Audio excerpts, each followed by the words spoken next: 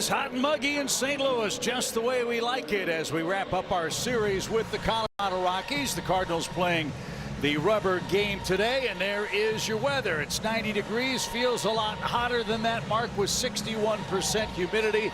Let's see if the Redbirds can wear them down and win their second consecutive series. Yeah, happy Sunday to everyone. This is another opportunity going against these Rockies, which has given the Cardinals some problems because of offensively they have been very good. It's an important series. Back-to-back series wins would be huge for the Cardinals.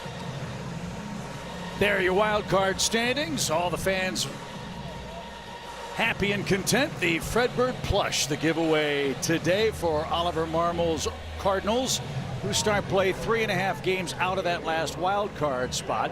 The Marlins own the head-to-head tiebreaker with St. Louis. The Cardinals own the tiebreaker with San Diego, but lost the tiebreaker to Arizona. And still with so many games left to be played, there is still an awful lot to play for. And the same for the Rockies. They'd like to play the role of the spoiler. They have really struggled away from home. They are 3-12 in rubber games of series. Winning series has been a problem for them, Mark, especially away from Coors Field. Yeah, Warren Schaefer has to be happy with his offensive output. That's always a prerequisite, especially when you go on the road. Those Coors Field numbers you have to always talk about.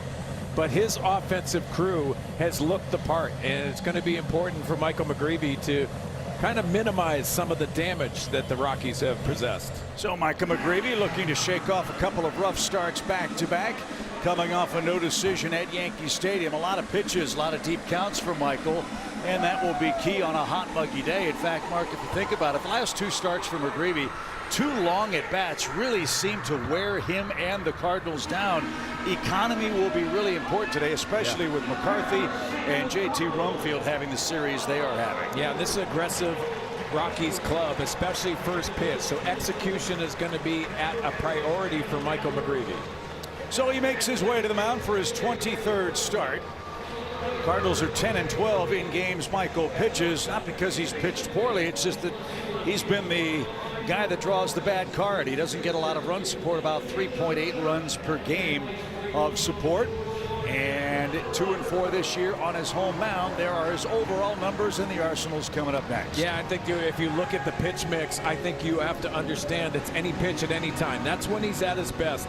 How he negates this offense for the Rockies is give him different looks, give him different north, south, east, and west. And Michael McGreevy, when he's at his best, it's any pitch at any time. That's the reason why his arsenal plays so well percentage-wise. Here's the Redbirds defense behind him. Hopefully it'll be a little better than last night. That was problematic for the Redbirds. Torres, Church, and Walker left to right in the outfield. Jose Fermin, a terrific game last night, is in there at third base. Mason Wynn, J.J. Weatherholt, Alec Burleson at first, and Jimmy Crooks is the man behind the plate. Cardinals, a game under 500, trying to get back to 59-59. Our last date with the Rockies until September 4th, 5th, and 6th, when we face this hot-hitting club at Coors Field. Jake McCarthy has terrorized us atop the Menards starting lineup. He has had a whale of a series, 7 for 9 at the plate. Hunter Goodman, 33 homers. He's been quiet to this point, 1 hit in the series. Sullivan, 8th. Ezekiel Tovar, 9th. Tovar just 1 for 6 in the series, but riding a hot streak for Colorado coming into play today. How do you approach McCarthy? I know one thing you can't do. You can't throw it down the middle because he'll kill you. Yeah, and he has been excellent coming off his 4th leadoff home run of the year, also his second 4-hit game of the year. He has been a presence at the top of the order. How you do it, Chip, to answer your question, make him uncomfortable, move his feet. It's okay to be able to give different mixes to this talented hitter, who's hitting .305, 13 homers, 67 RBIs. He leads the major leagues in RBIs since the 1st of July with 30 of them. And limiting traffic has been problematic for the Cardinals pitching staff in the series. In 18 innings, the Rockies have had a base runner aboard in 15 of them. Yeah, not the formula for success, but you can change that narrative today. It's not going to happen. That one is hammered into the right field corner. Another extra base hit for McCarthy. He's on his way to second with a leadoff double. He's got 25 of those. All right, it's time to break out the Bull Durham rules. Tell them what's coming. Yeah, exactly. Have the catcher have conversations with him, but also make it uncomfortable. You try to go out of the strike zone, but when you're hot, you're hot. That's what you feel like when you get in those stretches, and McCarthy is doing that, and it's a benefit to this Rockies offense. Cole Carrig is the center fielder. He's got a couple of hits and RBIs in the series. He's hitting over 360 with runners in scoring position. So leadoff double, and now a bunt popped up. Who wants it? Crooks has it. It pops out of his glove, and everybody's safe. No advance by McCarthy. A yard sale for Crooks, who tumbles to the turf, lost the glove, lost the mask, and sadly lost the baseball too. 2 aboard, nobody out. Really a tough play if you're Jimmy Crooks. This ball's up. He takes a back step first, puts him in a tough position, and then jumps on his mask, having to navigate so many different things. But this is a rough start for the Cardinals.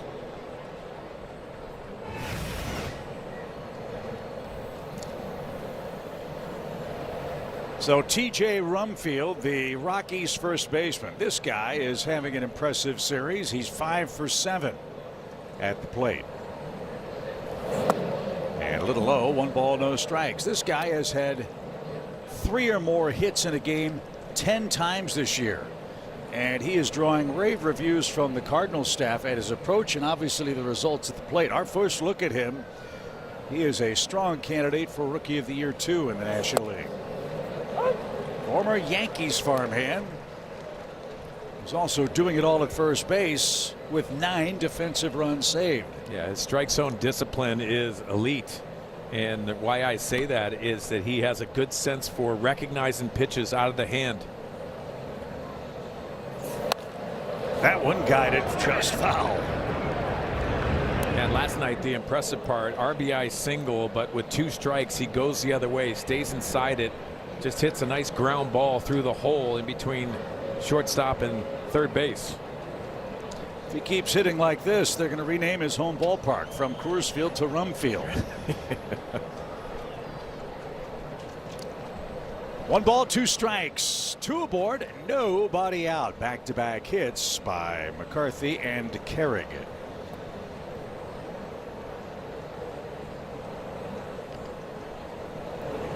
Three straight lefties now for McGreevy after Carrig, who stands at first. Mason trying to keep McCarthy close at second. 1 ball, 2 strikes. And the dirt didn't chase it. To your point about Rumfield and plate discipline, how about this? 66 strikeouts, 405 at bats. For a guy with this kind of power, that's pretty remarkable in this era of launch angle baseball. Yeah, and you look at the home run splits. What's important to note, it's not just Coors Field. He's just a hitter, and that's what they're trying to gain. Again, another deep count for McGreevy.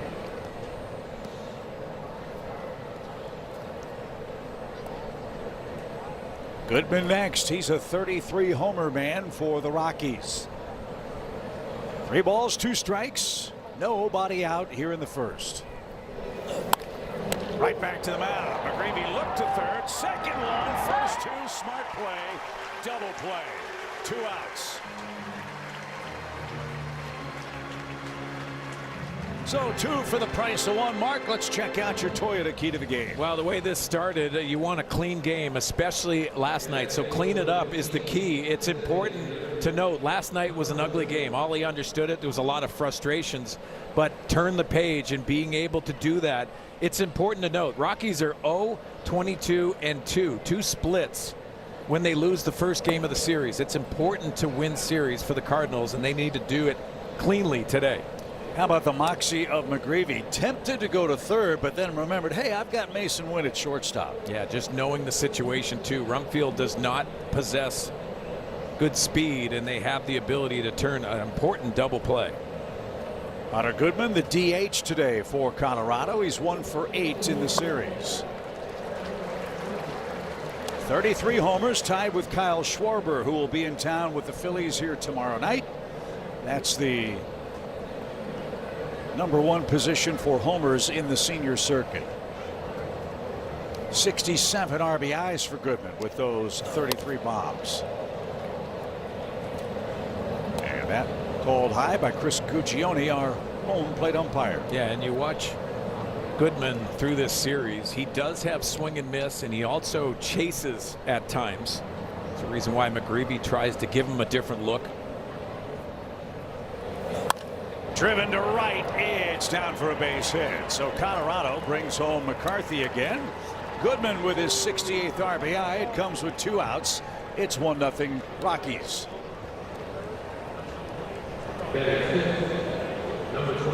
Well, 2-1 count. I think he wanted this sinker to be down just a little bit. It catches too much of the middle of the plate. Goodman, to his credit, takes that line drive RBI single the other way. So his second hit of the series. Mickey Moniak is next. He's a 19-homer man. We've mentioned it a couple of times. Moniak, a former #1 overall pick with the Phillies.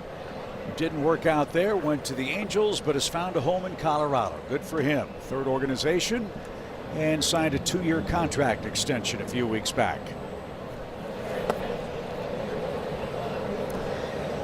One ball, 1 strike, 15 pitches for McGreevy on a hot day.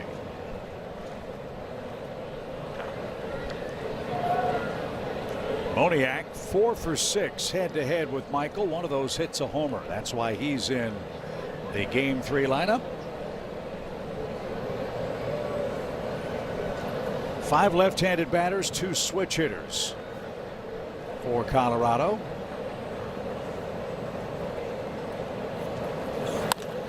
And lifted toward left. Torres gives chase. Fermin hustling toward the netting, but won't have a play. That'll bounce into the seats.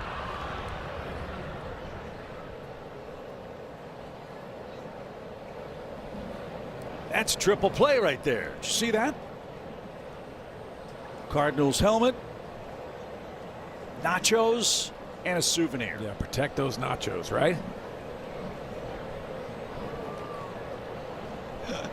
1 ball, 2 strikes. And a swing and a miss. All in all, that could have been a whole lot worse. McGreevy limits the damage to an RBI single by Hunter Goodman. The Cardinals go to work in the first inning, down an early run. That swordfish. All right, let's see if the Cardinals can get the offense humming again. J.J. Weather holds top your Menards starting 9. Ivan Herrera's bat's coming to life. He's hitting second, Burley third. Jordan Walker likes hitting cleanup. Well, he homered last night. Hopefully he has some traffic in front with Crooks and Wynn 5th and 6th. Nathan Church 7th. Fermin at 3rd. And Brian Torres is in left. We score off with Michael Lorenzen. It has been a real struggle for Michael. 23 starts and a near 7-point ERA. Yeah, the 34-year-old right-hander's in his 12th major league season. And you see the 7-pitch mix. He uses everything, and a lot of people talk about how he should minimize that and make it a little bit simple. It has been a rough go. What's important today, left-handed hitters for the Cardinals. They've been hitting .355 versus Lorenzen, 35 extra base hits versus left-handers. That's in for a strike. Not surprisingly, Lorenzen's had better luck on the road than at Coors Field. His home ERA 9.12. His road ERA 5.16. We had some trouble last night with Kyle Freeland, who gave up 2 runs in the first inning, but then mesmerized the Cardinals into the 5th inning. So you got to take advantage of 2 struggling pitchers, win the series, and then focus on the Phillies, who are going to be bringing a whole lot of heat in the upcoming 3-game set. Yeah, it's so important to take care of business today. We always talk about that. JJ thought about a challenge, but called a strike, full count, and he'll take his 2-strike timeout. JJ 1 for 8 in the series.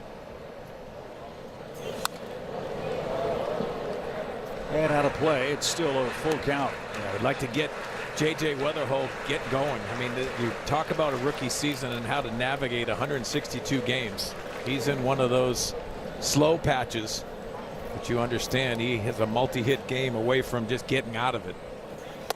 And that's a good way to start. Ball 4 in the Cardinals first. And Here's a look at Colorado's defensive lineup. Ezekiel Tovar, Gold Glover at short. Kyle Karros played impressively at the hot corner yesterday. Willie Castro, TJ Rumfield on the right side. Brett Sullivan's first appearance behind the plate. And Cole Carrick's got a cannon in center.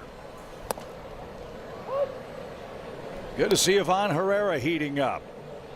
4-game streak for him, 6 hits. 9 of his last 16 hits for extra bases. Not this time. He pops it up. Tovar is out. Staggers. Can't make the play, and everybody's safe. Where was Moniak? Where was Carrick? That ball was in the air an eternity. And the Cardinals get a break. Yeah, and that's the outfielder issue, too. You have to communicate. You understand when you're coming from Coors Field, you're playing really deep, but the communication is so important. That's not the shortstop's ball. That really has everything to do with Carrick being aggressive in center field. Also, the aspect of running bases. Watch J.J. Weatherholt. He's surveying it, understands it's in no man's land, gets in a position where he can advance with that mistake. So nice way to extend the hit streak for Herrera. Now Burleson's coming up. You know, he was spitting nails after game 1. He wasn't really pleased with his results or the at-bats. Last night was a struggle for Alec. He's 1 for 7 in the set. Now he's got a righty in there, and he's punished him all year.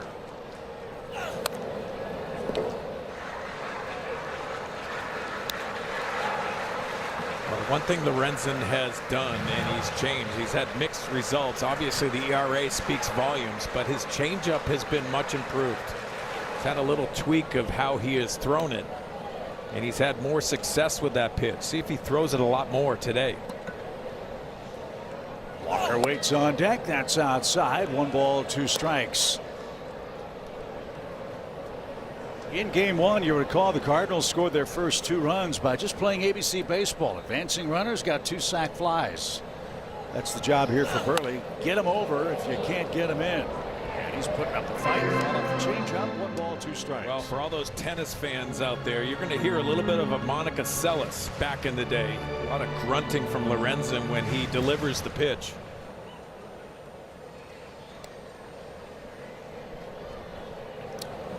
Two on, nobody out for the Redbirds. Way outside.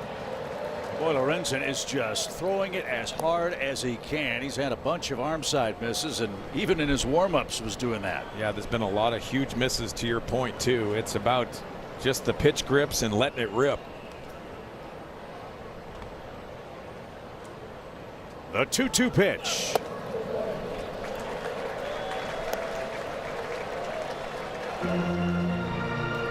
Walks have been a problem for Lorenzen.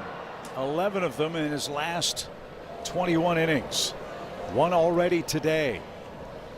3-2. Skied back toward us.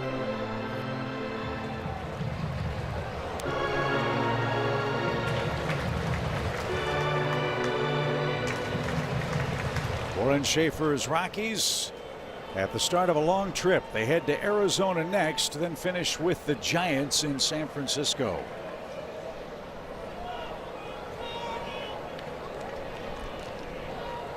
Weather holds at second. Herrera at first.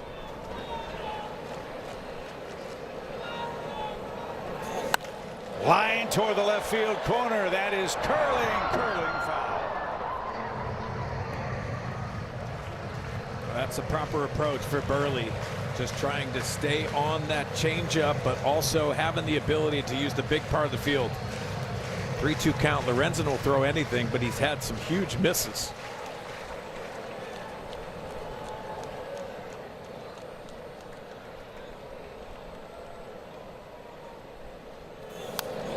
What a battle.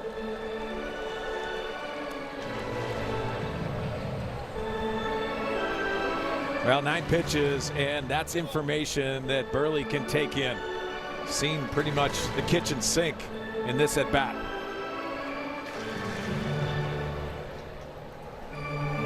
Burley can handle the fastball. He can handle the changeup. He's a good bad ball hitter. He's an excellent hitter with runners in scoring position. All of those things might be in play here.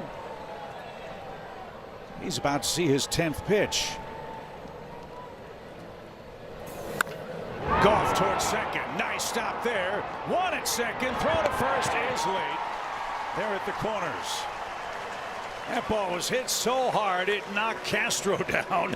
And the Cardinals have their first man at third base with one out. Willie Castro has been impactful on some hard hit balls. That was 107 off the bat, but a really good play getting the force out at second base. And how about Alec Burleson getting down the line, hustling down the line, staying out of that double play. That brings up Jordan Walker. He got the proverbial anvil off his back last night with a home run. Now let's see him hit some line drives. There's a shot the other way. Walker with a base hit. Hurley's going to stop at second. Walker drives home his 83rd. We're tied. Love it. Love it, love it, love it. Well, extends his hit streak to 9, but I love the approach. RBI situation going the other way. It's an elevated fastball. And that's a mistake by Lorenzen, but a better swing by Jordan Walker. So a 9-game hitting streak for him. Here's Jimmy Crooks. He's riding a career high 4-game hit streak.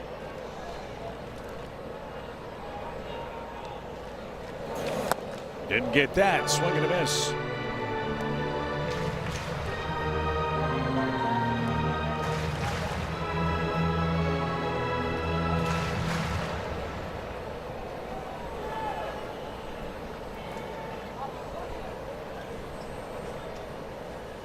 Four homers, 11 RBIs, a 190 average for Jimmy Crooks.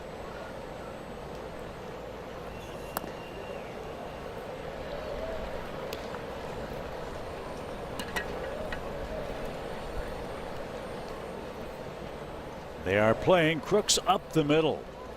Tovar almost right behind the second base bag.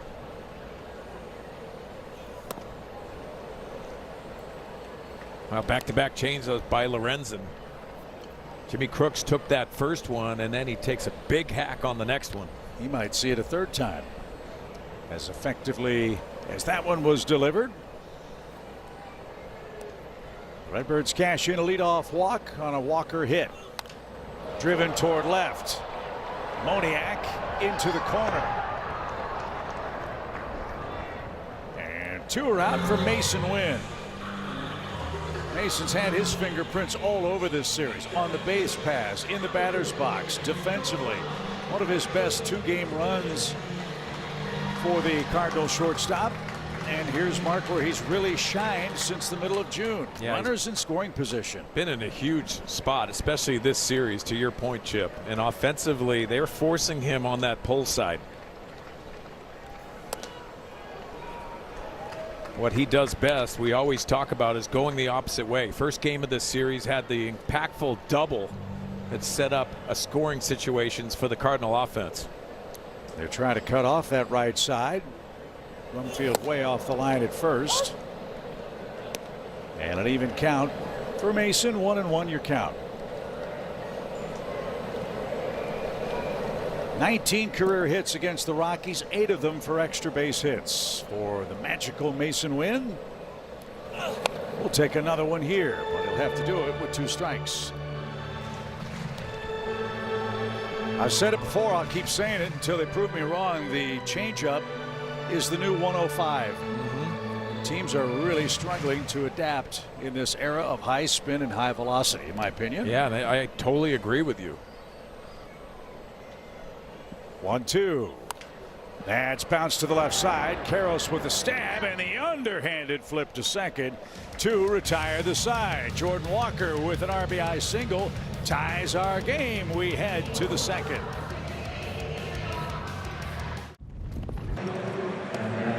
Well, Brant Brown's got Jordan Walker back on the beam. His single ties the game 1-1, and who better to talk about that than Brant Brown with Jim Hayes. Yeah, we'll start with Jordan Walker. Big homer last night. Kind of gets off the schneid. RBI single today. What are you seeing from Jordan? I think for the people out there, we've told both Walker, Burley, JJ, like Walker and Burley have played more than they ever have in their life. So their bodies are just a little bit banged up. So with Walk, he's been trying to like kind of put himself in better positions, and we've just been trying to fight through that. I think we finally kind of found a comfortable place for him to let his skill set come out and play. And the other thing is just don't try to force the issue. When he's calm and bored and puts a good swing on a ball, like it's going to go. He doesn't have to worry about speed or power. So just kind of settling back down, finding a comfortable spot, and then just trusting his eyes. How about Herrera? There's a guy who was having trouble driving the ball, then suddenly he's caught fire. I think 9 of his last 17 hits or for extra bases. So he's doing it. Well, once again, right, like Vaughn was worried about his exit velocities, his bat speed, and then when he stopped worrying about them and worried about the hit, all of a sudden his exit velocity and bat speed were better. Also for him too is like he's going to be one of the guys that other teams are going to be careful with. So we just kind of focused our emphasis on swinging at strikes rather than just kind of just swinging. So his I guess his eyes have been better lately, which also improves your ability to get hits. So that's kind of one of the biggest things that we've done with Vaughn. With Fermin, we're seeing more of him lately, and with more at-bats, he seems maybe more confident, on base 5 times last night, plus 3 walks. He's showing what he can do. Yeah, it's a very unique movement. But once again, we have worked with him, how his body works, how his swing works, just to mainly focus on getting into the ground and then working vertical with his bat path. And he puts together a really good at-bat. He understands what the pitcher's trying to do. He'll take hits. The only thing we ask is when he jumps, don't tap, because he's over when he jumps and taps. Don't jump and tap. Don't jump and tap. Thank you, Brant. We appreciate it. Chip, always interesting when you talk to Brant Brown. He's the best and has a language of his own. I've never heard don't jump and tap before, so that's something we'll try to put in practice up here. One of the common themes that you heard from Brant Brown, too, when he's discussing all of this, there's mechanical issues, but also I love the fact that he's talking about slowing the ball down with your eyes. Everything really comes into place when you have the vision to do that. Now, he talked about Ivan Herrera. You never know what pitcher gets you out of that mode. There's guys that have deception. There's guys that give problems to Jordan Walker because they speed you up. Then you have to have the ability to slow down. That's out to center. Karros retired. I just think it's important to note that there's so many things more than mechanically that you have to fix. Slowing the game down, being able to be slow in the tougher moments is why guys are at that elite status and their numbers continue to grow. Willie Castro, a couple of hits in the series. One of those hits a double. He's got 16 of those, 13 homer man for Colorado. And in for a strike. Can't imagine how tough it is to be a hitting coach or an assistant hitting coach at this level. You have 13 guys that all have unique approaches at the plate, unique skill sets, all trying to accomplish the same thing, but all trying to do it in different ways. And you've got to be the guy that keeps that organized and on track every day. Yeah, you're more of a therapist at times, and they're just having discussions, being able to earn their trust. But the one thing that to note as a hitting coach, and they have guys that are very good at what their jobs are, but there's always someone struggling. There's always someone going through a slump, and that's your priority, but also keeping people in line to gain that consistency that everyone's trying to get. And there's always a balance too, right, guys? Like, you know this, Sween Dog. Every hitter has their own hitting guy. You know, that came up with them, maybe a high school coach, someone in college. So they're trying to balance that out, listening to other people, but also kind of putting them in the right direction. Yeah, it's such a good point that you make, Kat, because, yes, there's influences that are outside. I mean, so many people have worked their careers getting to this point and listening to their dads and the people that they trust the most. And you have to navigate those things. There was one time where I had a hitting coach that had worked in the offseason, and he said, listen, when I got him back into spring training, we had to fix him. Because there's so many guys that have different thoughts and different languages that don't translate. Nathan Church will tie a record held by many. 3 putouts to center. And Micah McGreevy breezes through a 1-2-3 second. Hopefully those fans will get some Cardinals souvenirs. We're coming up in the second, tied at 1. I was like, I gripped it already. MLB Plus is new for 2026. Stream MLB Network 24/7 in the U.S. and select out-of-market games every week, plus live radio broadcasts of every game, game day 3D, big inning, and minor league action. Visit MLB.com/MLB Plus and subscribe today. Chip and the Swing Dog with you from Busch Stadium. Home second coming up. Church, Fermin, and Torres will face Michael Lorenzen, who gave up a leadoff walk to Weatherholt, and that turned into the first of what we hope will be many Cardinals runs on a hot day in St. Louis.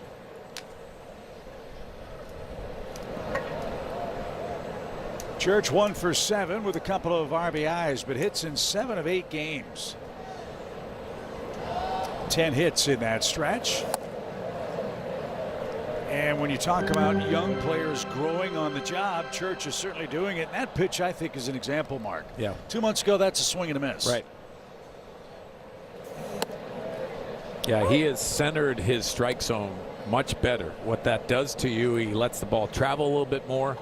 Seen some hard hit balls really not go in his way, but last night his RBI single in the 9th was really impressive. That one cued toward third. Karros, great play on a short hop, but Church is going to get an infield hit. Right off the end of the bat, and Karros in between. A heck of a job to keep that on the infield. If that bounces by him, Church might be standing at third. Yeah, it looked like a changeup, and it was elevated, but he gets it off the end of the bat. Karros makes a nice diving play, but you're not going to get the speed of Nathan Church down that line. They say they even out. That might be the one example of a big league player saying they don't mind a hit off the cup. Right. Ouch, babe. So here's Fermin. What a night for him last night. Really happy for this kid. Reached base 5 times, 2 hits, 3 walks, drove in 2, scored 1.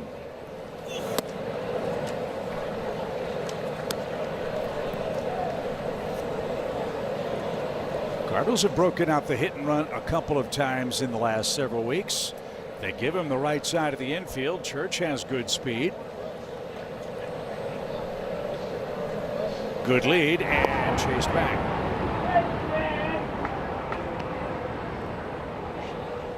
Yesterday, the Cardinals had a frustrating day, left 12 men on base. They have stranded a pair so far in game 3. Let's get a big inning, give McGreevy some breathing room. We're tied 1-1. And he tried to shoot that to the right, and that skied into the second deck. It's interesting watching the game at home and being on the couch. Talking to Ollie before the game today, he liked the approaches and the runners in scoring position. Sometimes you're not going to have those numbers, but it really is the thought processes and what you're trying to do. And he was pleased with the effort of the at-bats in runners in scoring position.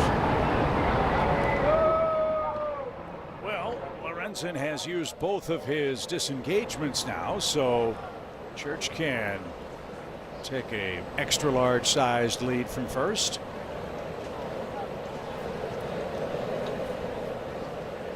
Fermin asked for time. Lorenzen didn't see it. Now has to step off. Well, Brett Sullivan is the catcher today for the Rockies. He throws much better than Hunter Goodman. Church leads. Not going. 2 balls, 2 strikes. Oh, we got a balloon.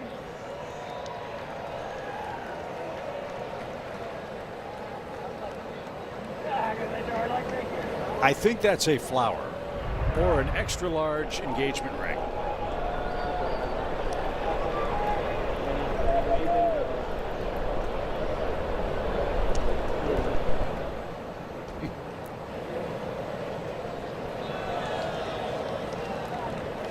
That's not a beach ball like at Dodger Stadium. In the old days, 2 balls, 2 strikes. Little pop toward first, and that'll bounce into the Cardinals dugout. Well, we talked about Jose Fermin and how many pitches he sees at plate appearance. That to me benefits you as the game goes along. And you're seeing that day game versus night game. That can be really instrumental in how successful you can be. Sure showed last night. Long pause. Pitch. Way outside. Last night, first 2 plate appearances, he saw 8 pitches in both plate appearances, 23 after his third. It was a 2 for game with 3 walks. 3-2, runner goes, line back to the mound, a tough break double play. Church took off, and he will be doubled off first as Fermin put it in play, but Lorenzen with a stab starts the double play. That was a changeup, and you'll see the modified swing by Fermin. Used the middle of the field, but just the wrong place at the wrong time.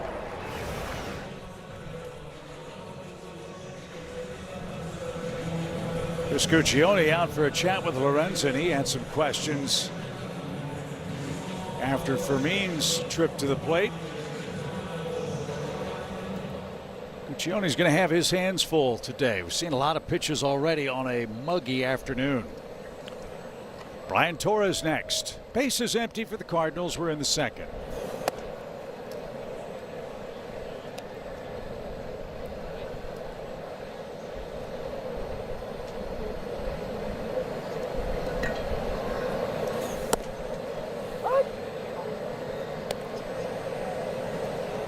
Torres has an RBI in the series, one of those previously mentioned sacrifice flies in the first game of the series.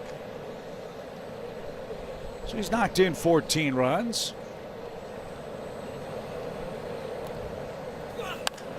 That's laced to the left. 1-2.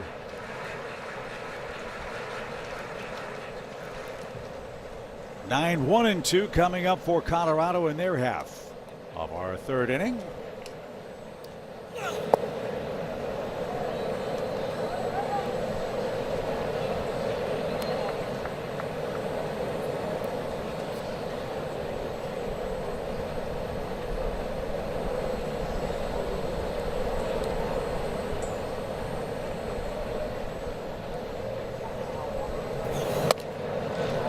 As you mentioned, Lorenzen's been around a long time. He played for Cal State. He was a pitcher and an outfielder and was a first-round pick of the Reds way back in 2013. On the ground, that's going to sneak through. Torres with a base hit. That's the 4th of the game for the Cardinals, and a long second inning will continue. Well, after back-to-back changeups, he gets a cutter and just plays pepper up the middle. Took some good swings the opposite way, but also just taking that single when it's there. Lorenzen had a very special day as a big leaguer. 3 years ago today, he pitched a no-hitter as a big leaguer, and that's out of the way today. He's given up a run on 4 hits.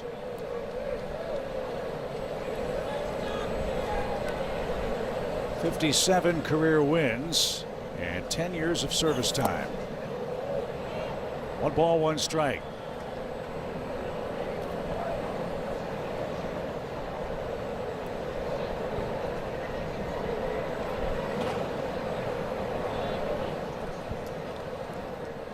Weatherholt scored the first Cardinals run with a walk. And now out of play. You mentioned earlier these Cardinals, a young team, have several players that are passing the most ever games they've played as a professional. That's certainly the case for Weatherholt. Game 112 for him.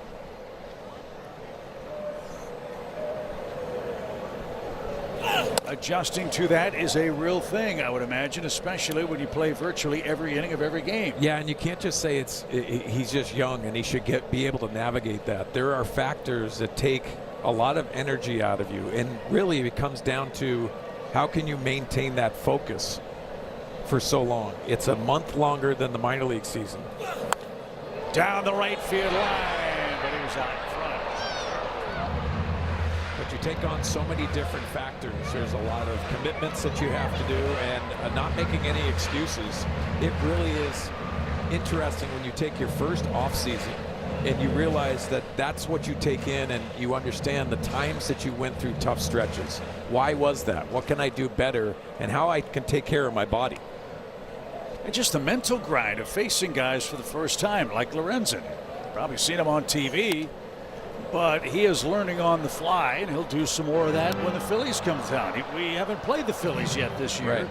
So at the point in the season where maybe you're most tired, your brain doesn't get any time off. Yeah, and to realize that, Chip, being a pinch hitter when I was navigating seasons, I didn't have to have the wear and tear that everyone did on a first day, playing every single day. Why I say that is the off season, mentally, I was cooked, because trying to figure out and being another manager on the and doing your job, it's taxing. Full count, runner goes, pitch is hammered toward right, but right at McCarthy, and that will retire the side. No runs, 2 hits, a man left. We go to the third. Need an escape? Time for our BJC Healthcare injury report. This one's really sad. Chris Bryant on the 60-day IL, multi-level lumbar degenerative disc disease. Yeah, and I think most of us remember him for the Chicago Cubs and how he earned that contract for the Colorado Rockies. He was a Rookie of the Year, also MVP in that World Series season 2016. Huge promise, but also the injury has really negated a lot for the Colorado Rockies. Yeah, 48 games played the last 2 years, and to your point about that contract, $27 million a year in payroll that is sunk in Chris Bryant. It's not his fault, not the Rockies' fault, but a real shame for a good guy and a terrific player that his career has been hamstrung by a terrible back injury. So we wish Chris all the best. Maybe we'll see him when we're in Colorado. Hate to see young players with back problems have their careers shortened. David Wright comes to mind, another outstanding third baseman for the Mets. Ezequiel Tovar digs in and takes inside. Tovar 1 for 6 in the series, 9 homers, 37 driven in for the Gold Glover. He was hurt most of last season. I like the fact that McGreevy, whether intentionally or not, he's pitching inside trying to keep these guys honest. Yeah, and I think that's going to be important for him too, just giving different looks, make it uncomfortable for an offense that's swinging the bat well.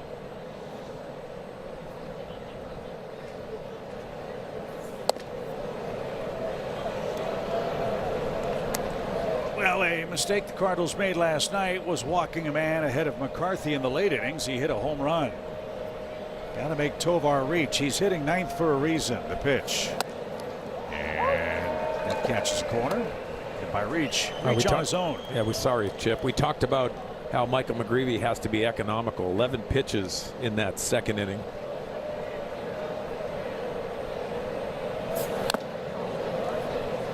That got a piece of Crooks, and McGreevy back in the count, 3-2. Yeah, Tovar gets out of the strike zone more than most. That's the reason why you're seeing borderline pitches. Another 3-2 count for McGreevy.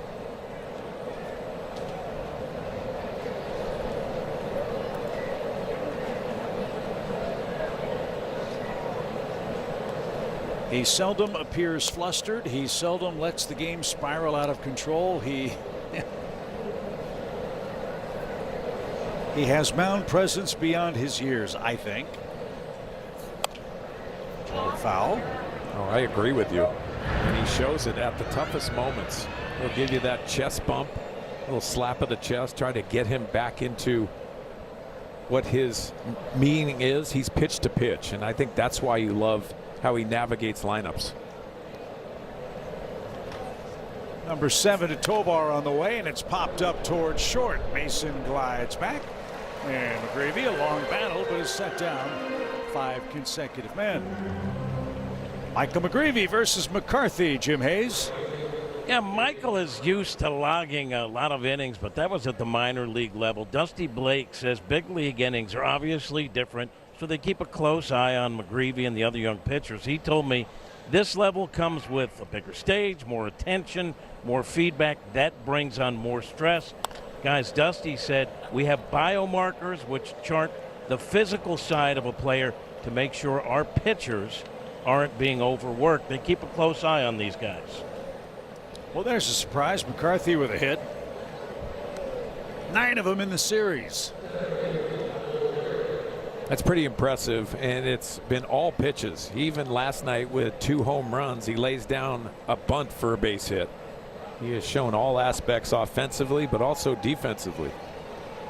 Well, you know, he is fired up. He wants to have a good series here, and he'd really love to do this to Arizona, where they go next. McCarthy, a former Diamondback. They traded him for a minor league pitcher, and that deal has impacted not just the Rockies and Diamondbacks, but might have impacted the Cardinals too. I touched on this last night. As Cole Carrick digs in, he bunted for a single, his first time up.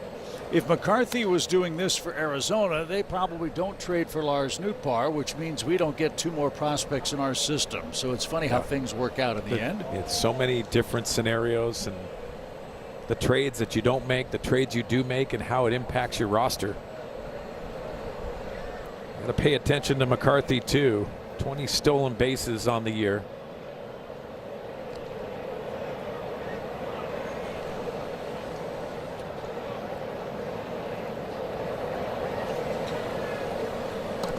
One ball, no strikes for Carrick.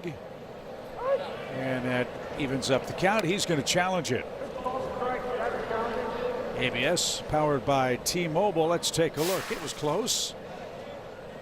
And Carrick is right. So it's 2-0. Carrick's single in the first was that odd play. I'm guessing he was bunting for a hit. It was popped up right in front of the plate. Jimmy Crooks stumbled over his mask, had it, and when he tumbled to the ground, the ball popped out of his glove for a hit.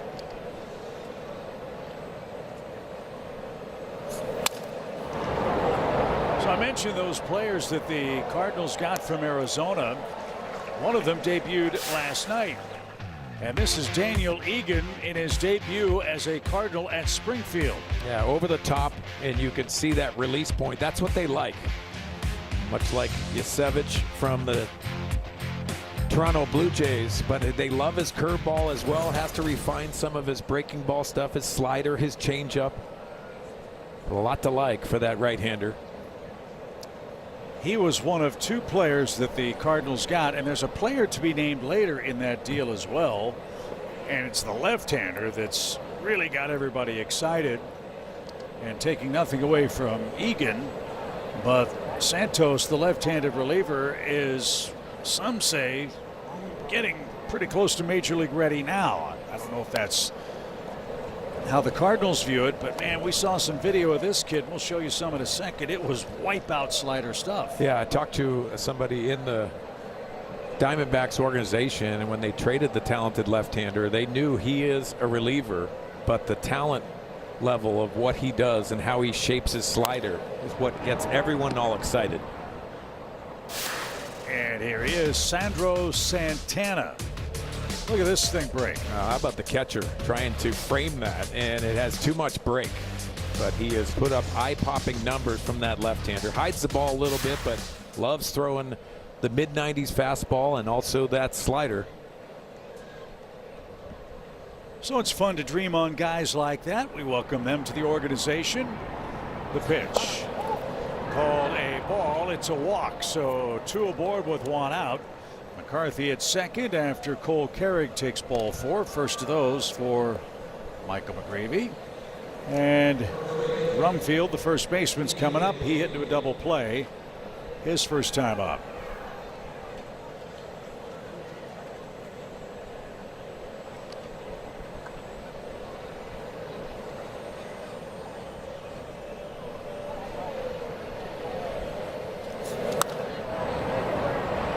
Skied toward right on the first pitch. Walker sets up behind the ball, and his throw a rocket toward third.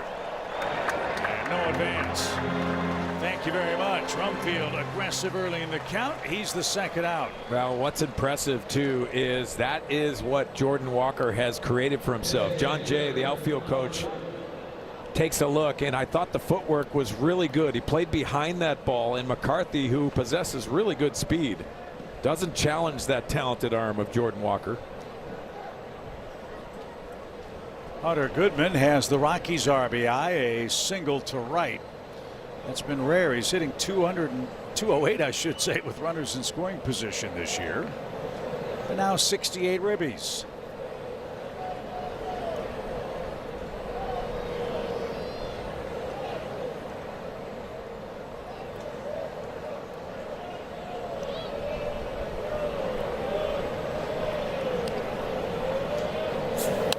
McGreevy has one clean 1-2-3 inning in the game. That was in the second. Against Colorado in this series, the pitching staff has 2 1-2-3 innings. Yeah, in this situation alone, you got really good speed on first and second, so you have to maintain that focus of the running game. See McGreevy modifying that leg kick because of the speed on the base paths.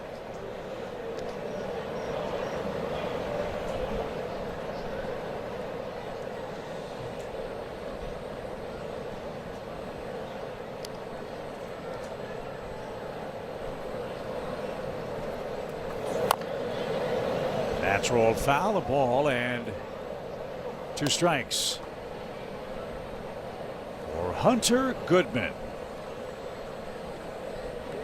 2-time All-Star, Silver Slugger last year out of Arlington, Tennessee.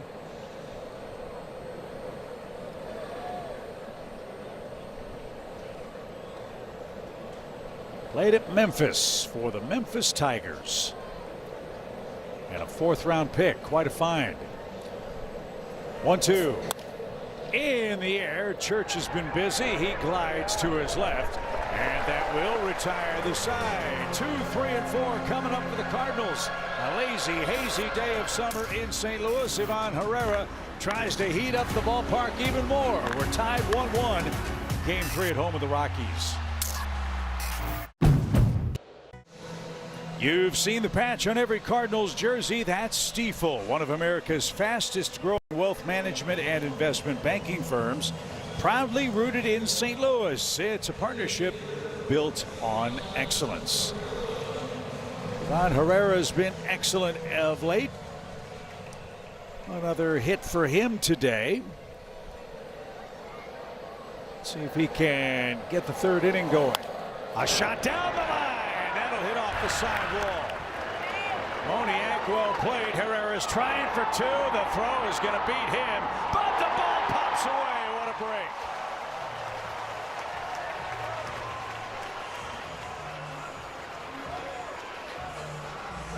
break. He would have been out by 6 feet, but the Rockies couldn't handle the relay. Well, hammering the fastball, 93 miles an hour. It's a mistake. It's elevated, but that's what Herrera's done well.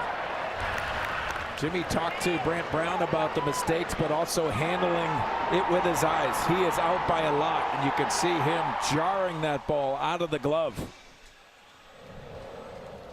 I think that's a mistake by Willie Castro. He was out by a lot. So RBI chance for Burleson. And outside. 1 ball, no strikes. That's going to be scored a single and an E4. I think that's fair scoring. So 2 for 2 day for Herrera. 2 singles. And now high. Boy, Guccione had to duck out of the way. That pitch was sailing toward his helmet. And he is saying to Sullivan, thank you very much. You saved my life. Man, some of these misses have been pitch outs, especially to the left-handers on that arm side. You mentioned it earlier.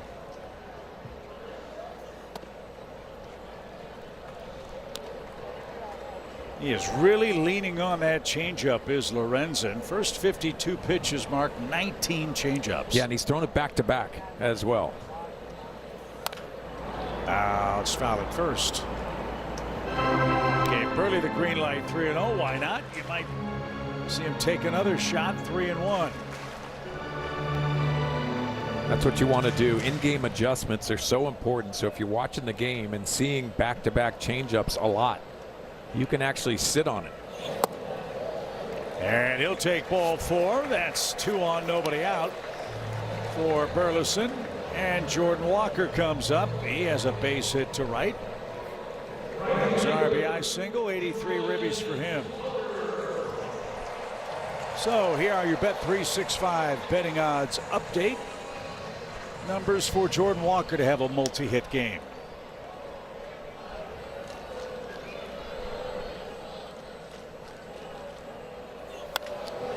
High towering fly to center.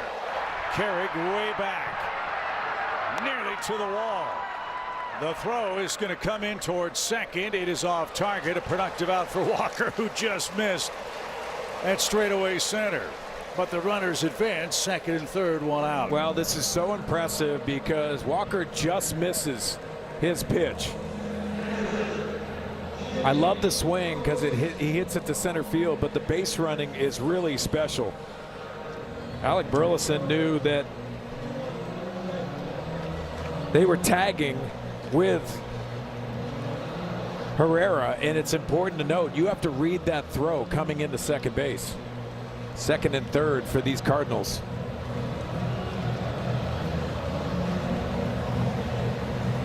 So the Rockies talk it over. You've got Crooks, then Mason Wynn. Crooks the left-handed batter. Mason Wynn right-handed, but arguably the hottest hitter for St. Louis with runners in scoring position. We'll see how carefully they pitch the Cardinals catcher, Jimmy Crooks, who's riding a 4-game hit streak. They're in on the left side of the infield, halfway on the right side, and there's the changeup.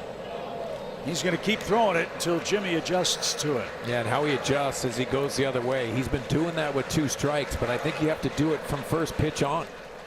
See him in on the infield on the left side. Modified defensive spot for Willie Castro at second base. Great chance for the Cardinals to grab the lead here in the third.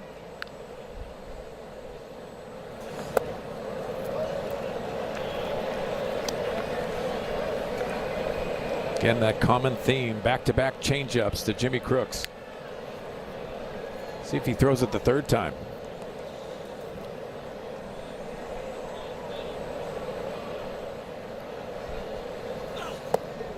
Yep. He might throw it a 4th time. 1 ball, 2 strikes. You don't pitch 10 years in the big leagues without knowing how to exploit what a hitter thinks he's seeing. Yeah, and I think both of these pitchers today read hitters better than most. Swing and a fly ball to right. McCarthy in. Gets momentum behind. Here comes the throw. It is cut off. Too late. Crooks comes through with a sac fly. Cardinals take the lead 2-1, and Burley moves up 90 feet too.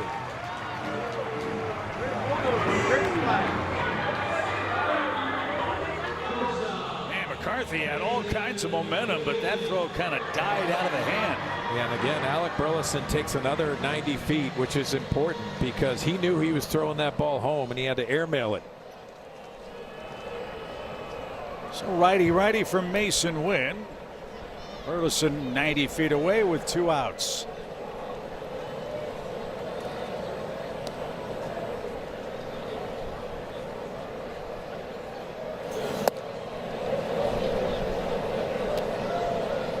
Lorenzen wanted to know where that was. Apparently it was high.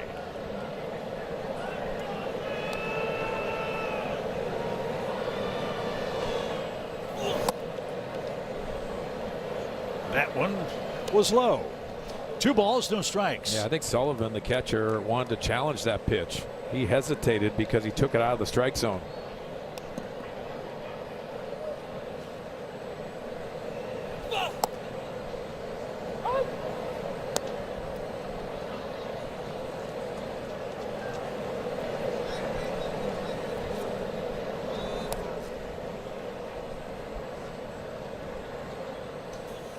Swing Line fly ball, wallop left center, carrying on the run, still going, off the wall. Mason Wynn with a stand-up double. It's 3-1.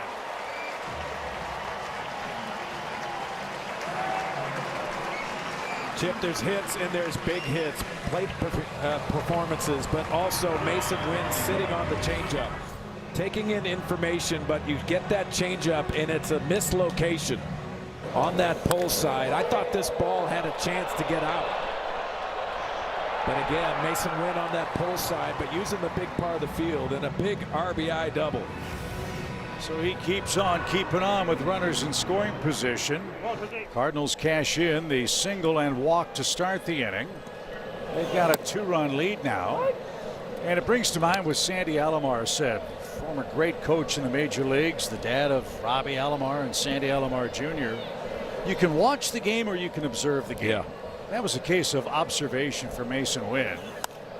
Lorenzen is throwing changeup after changeup. You know you're going to get it, and if you sit on it, well, you might do some damage, and Mason did. Yeah, there's a couple things too. You can watch the game, but also you can listen to your teammates, what you're seeing in there, and the communication within the dugout, and performing in your second at bat.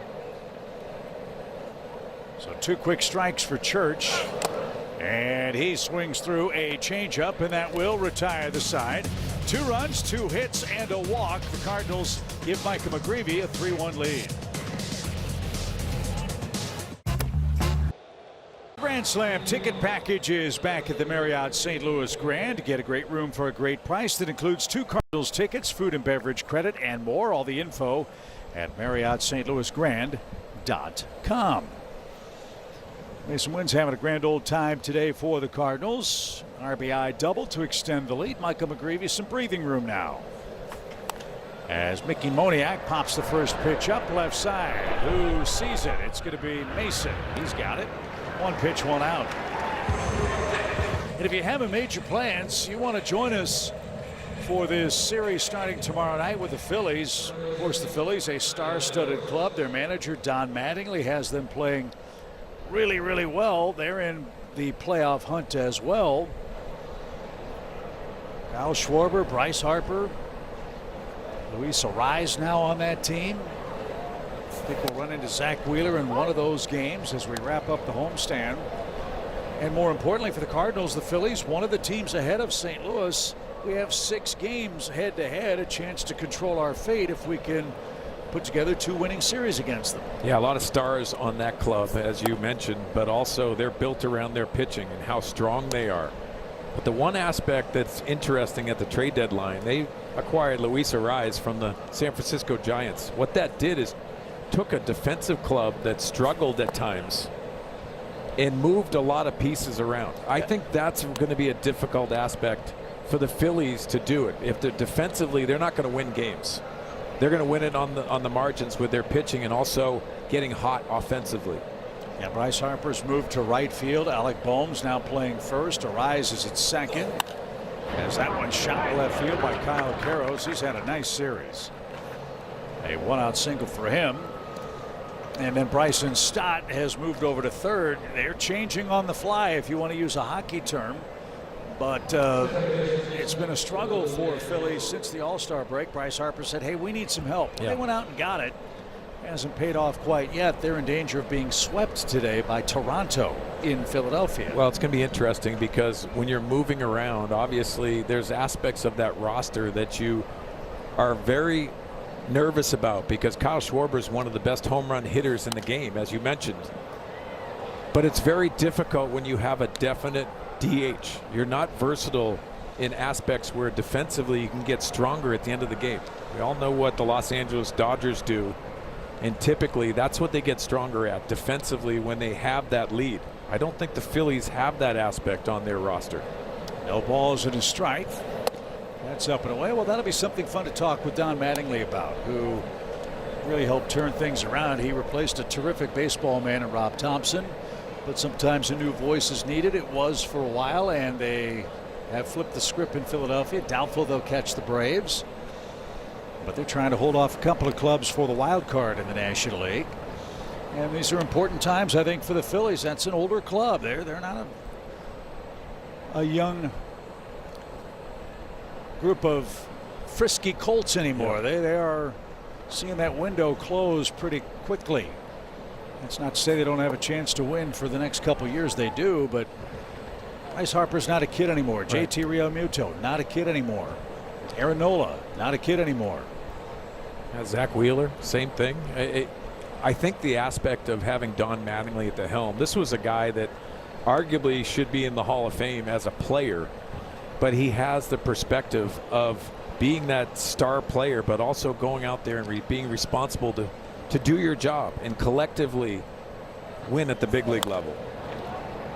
That's fouled away, and the cachet he has for all those attributes you mentioned.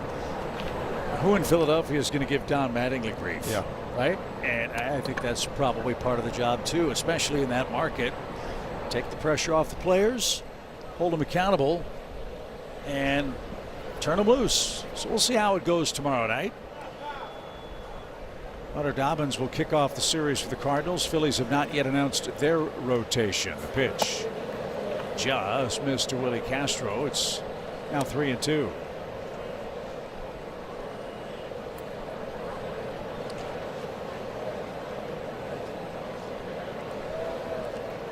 Sullivan's on deck. Gravy would like a double play ball. He's gotten one of those. Instead, he's going to get a check swing strikeout, and Castro knew it. So Michael's got his second punch out in 3 2/3 innings. Sullivan next, 1 on, 2 outs. Well, part of getting swing and miss and also the check swing is pitching on the margins. See this four-seam fastball that's elevated, just uncomfortable enough to get that check swing. Sullivan flied out. So he's 0 for 1. Sullivan's a pretty good catcher, as you said. You know what else he is? Pretty good relief pitcher. This guy's pitched in 6 games this year. I guess when you're with the Colorado Rockies and you're a versatile guy, you're going to be responsible to take up some of those ugly innings to pitch. You know what, though? He's got a pretty respectable 5.14 ERA as a position player.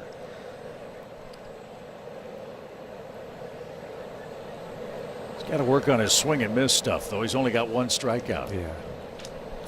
Did you ever get struck out by a position player that you can remember? I'm sure I did, but those are uncomfortable at bats because you're supposed to be getting a hit. I actually took them like softball at bats. I mean, you knew something was coming in slow, so you do a little leg kick, do something different. 2 balls, no strikes. That one hammered into center, and Church slammed on the brakes. Maybe another step and he gets there, but he played it safely, and Sullivan singles, and the tying runs are on for the Rockies here in the 4th. Well, see the four-seamer. He's been working up out of the strike zone. Sullivan gets on top of this. Nathan Church made an unbelievable line drive catch last night. As you mentioned, Chip, just a step away from attempting that with the guy on first. I like that play. So 2 on for Tovar, who popped out his first time up. Fun thing about watching position players face position players is how everybody's laughing. Right? It's like backyard baseball, wiffle ball. Everybody's having, they know the game is over. Let's go ahead and have fun, make it entertaining. One of those was in Atlanta a few years ago when Travis d'Arnaud was in the batter's box. There's the 0-1 pitch. Can't remember who the pitcher was, but he threw like a 45-mile-an-hour fastball. It hit d'Arnaud in the shoulder, and he just fell over like he'd been shot. Right. And the pitcher was laughing. He was laughing, of course. And everybody was having a great time in a bad game. The one thing that I remember, too, is David Ross against Mark Grace. David Ross is a rookie, and he faces Mark Grace, who's trying to throw the last inning. He gets his first major league home run against a position player. I think that's almost a redo, but it counts. Yeah, that's one of the great trivia questions. Who did David Ross hit his first homer against? I don't know. Mark Grace. What? Swing and a miss. That ball in the dirt. Tag out at the plate. McGreevy with 2 strikeouts in the 4th inning. He protects a 3-1 lead in Game 3. So I hammer the rudder. St. Louis Cardinals baseball is presented by your Mid-America Chevy dealers, by BJD Healthcare. You deserve extraordinary care, and by Amazon. Spend less on your kids for back to school. Nice day at Tower Grove Park here in downtown St. Louis. The Redbirds lead the Rockies 3-1. And speaking of extraordinary care, the Cardinals training staff taking care of Chris Guccione, the Spirit of Ammonia towel, to try to cool him off. Again, the umpires don't get a break on a 90-degree humid day at Busch Stadium today. Yeah, he has the conventional mask. Some of them wear that hockey helmet, which makes it a little bit hotter too, but taking care of him, the Cardinals staff. Jose Fermin leads off the 4th inning. Lined into a tough luck double play on a hit and run in his first trip. One thing you love about Fermin, 7 plate appearances in this series, Mark. He's seen almost 7 pitches on average per trip. Yeah, I love that. And that's extending at bats, making it tougher. Lorenzen, 71 pitches. He's thrown 25 changeups. And I think he was just watching the previous 2 games. The first game especially, these Cardinals hitters saw a lot of changeups, and it gave them struggles.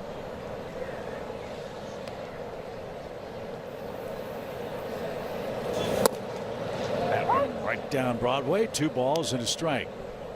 That's how you see a lot of pitches there, being unselfish, just working counts.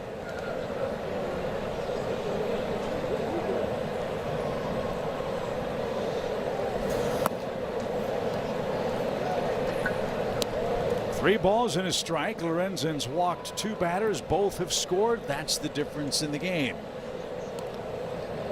Reed working hard here. 5th pitch to him is line to left. Moniak's got it though. 1 up, 1 down. Friday, August 28th, the Pirates are in town. It's country music night at Busch Stadium. Fans will take home a Country Music Night Cardinals t-shirt with a theme ticket. There'll be a pregame concert with live music as well. Hope you'll join us. Tickets at cardinals.com/theme.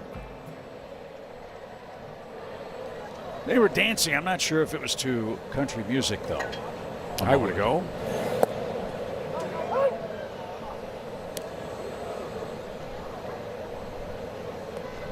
Torres singled his first time.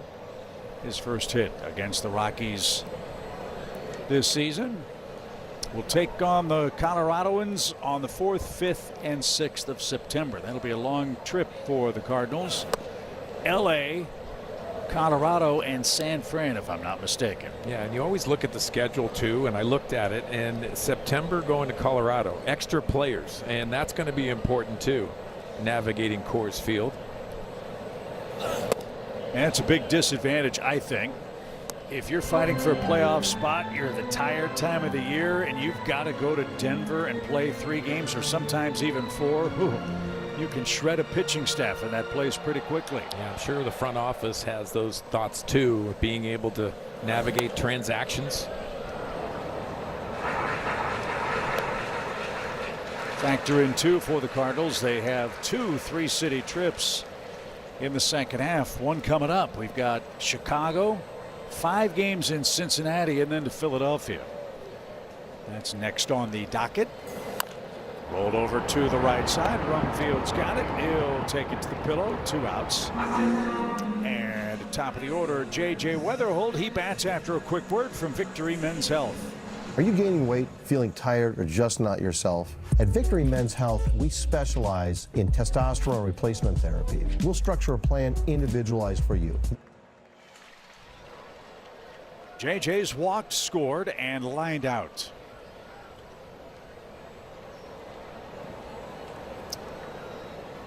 And something got loose on the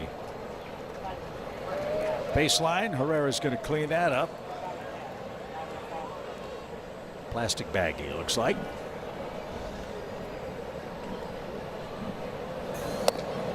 That's outside. Hey, special day for the Cardinals today.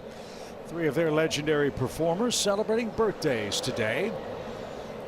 Cardinals Hall of Famer Matt Morris, 52 years young. Julian Javier, 90 years young. And my childhood baseball hero Ted Simmons, 77 today. Happy birthday, gentlemen. Up and away, 3-0.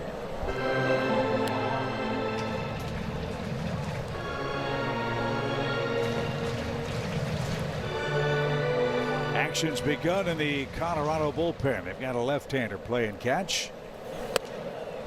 JJ taking all the way, 3 balls and a strike. Parker Mashinsky is up. We've seen him here in St. Louis already. Another strike. Brewers winning today 3-1 over Minnesota. Mizorowski is on the mound for the Brew Crew. He's started play today, 5 strikeouts away from 200. Think he's throwing over 100 miles an hour today? Pretty good chance. Pretty good chance. 3-2. And Weatherholt takes ball 4. Another walk. That's 3 in the game. The prior 2 have scored against Lorenzen. That prolongs the inning for Herrera, who's got 2 singles and has scored a run. He almost walked JJ twice in that at bat. By the way, Mizorowski did get to 200 strikeouts. He did it in 129 1/3 innings. Wow.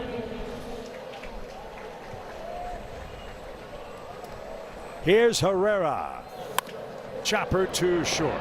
And the flip to second will take care of business. Cardinals out of luck in the 4th inning. To the 5th we go. Top of the order. Can we retire McCarthy? Ted Simmons would have an idea of how to do that here at Busch Stadium. Mark, it's been said that this is a perfect day for a frozen lemonade in the green seats at the crown jewel of the National League. Doesn't that sound good? And if you can't do that, that's not a bad option either. Sun's out, guns out.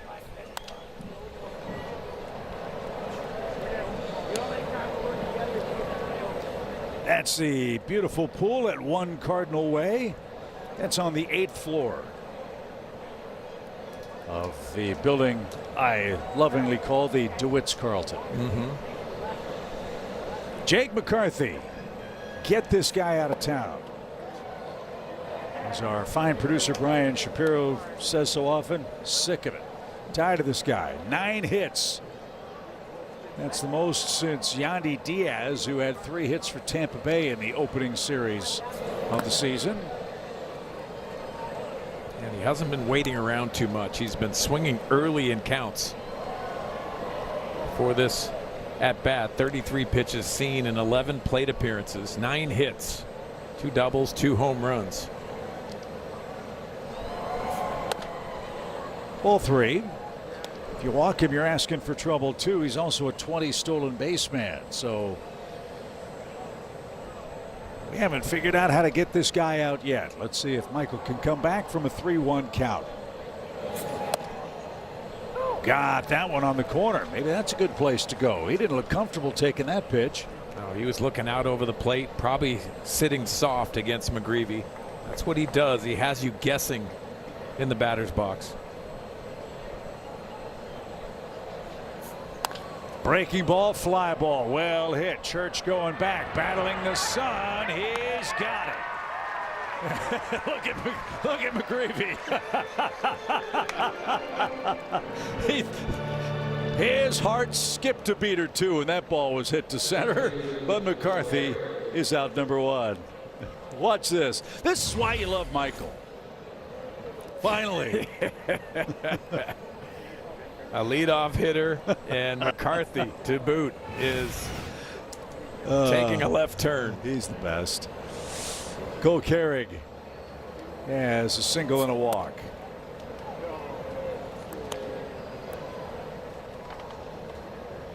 This young man is an impressive player out of San Diego State, drafted as a catcher, can play everywhere. He's played a real solid center field, and His arm was really impressive the other night. 18 assists in the minor leagues in the outfield. This guy, don't be fooled by his 5'9", 5'10" stature. There is a whole lot of power packed into that frame. Yeah, Chip, he's emotional about the game too. He has a certain intensity that I think sticks out, changes the dynamics of this order. Warren Schaefer, the manager of the Rockies, obviously understands that talent, puts him at the top of the order where he can impact different things.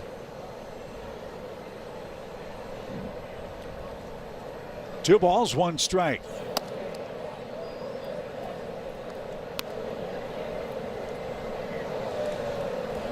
Well, the Rockies have, at least in recent years, done a nice job of drafting college players and getting them to the show. Carrick's another one. The 3-1. Now it's McGreevy's turn to unfurl a changeup. Pretty pitch. 3-1, perfect timing to get a feel for it, and locates it perfectly as well.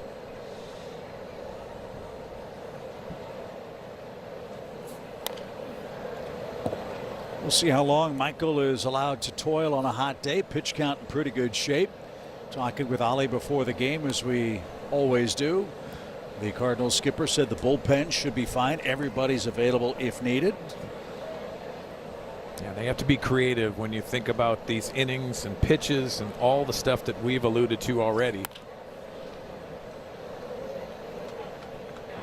There's a responsibility that I think Michael McGreevy understands what he has to do, and in navigating a hot day like this today, navigating a lineup that has put pressure on this Cardinals staff. Pitch number 8. And Carrick takes a ball low, so he's aboard with one out. Michael walks him for the second time. And now you got to deal with Rumfeld and his power. Join us Friday, August 28th. Pirates are in town. Fans 21 and older take home a City Connect quarter zip pullover. That's courtesy of our friends at Budweiser. Get your tickets now. Go to cardinals.com/promotions. That quarter zip will come in handy with autumn right around the corner. Oh, yeah. And hopefully we'll be playing late September. Cardinals start play today. 3.5 back in the National League wild card. Got to pass Miami, San Diego, the Phillies, or Arizona. Yeah, I think if you hover around 500, you're relevant, but I think Ollie understands too, you got to go on a run. Those hot stretches have eluded the Cardinals in this second half, and hopefully they're on a good heater. Watch the Red Sox, see if you can do that. Man, that curls to the corner. Good pitch. No balls, 2 strikes. Pittsburgh getting blasted by the Mets today, 11-1. Cubs 7-2 over KC. That's in the middle innings at Kauffman Stadium. Guardians 2, White Sox 1. Twins have tied Milwaukee 3-3. Here it's 3-1 St. Louis. A deliberately paced third game of the series.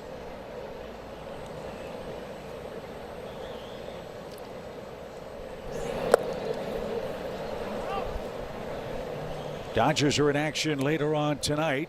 Boy, our friend Katie Wu, the former Cardinals beat writer for The Athletic, had the Dodgers all messed up. They'd lost 7 in a row, but I'm guessing she gave them a big pep talk yesterday. They finally broke that streak yesterday and beat Arizona. Don't panic. The Dodgers had a 7-game losing streak at one point last year, too, and I think things worked out just fine for them. Yeah, last night's game got interesting. Diaz came in, gave up the 1-0 lead on back-to-back triples, gets out and navigates that situation, and they ended up getting a win, which was a needed win for the Dodgers. 1 ball, 2 strikes. I don't feel sorry for him. Carrick has a good lead. And a swing and a miss. Rumfield chased. He's 0 for 3. That's nice work by McGreevy. And 2 men are out for Mr. Goodman. Just how he set up this pitch. This is odd because Rumfield does not get out of the strike zone too many times. He was sitting fastball and he got the changeup. An odd swing by Rumfield. Again, the changeup. Here's Goodman. RBI single in the first. He flied out to center his last time. Speaking of the Dodgers, we talked about how Freddie Freeman tipped his cap to Michael McGreevy and said that was a really challenging at bat for him. There was really nothing to eliminate when Michael had his good stuff. Any pitch, any zone, at any count. He knows how to read swings and can adjust on the fly. Never gets rattled. And I'm sure, Mark, you would agree from a hitter's perspective. Freeman said, I can't just eliminate one side of the plate. Yeah. I really have to try to see ball, hit ball, and play the guessing game with him. Yeah, and that's the high praise from an elite hitter that understands the strike zone better than most.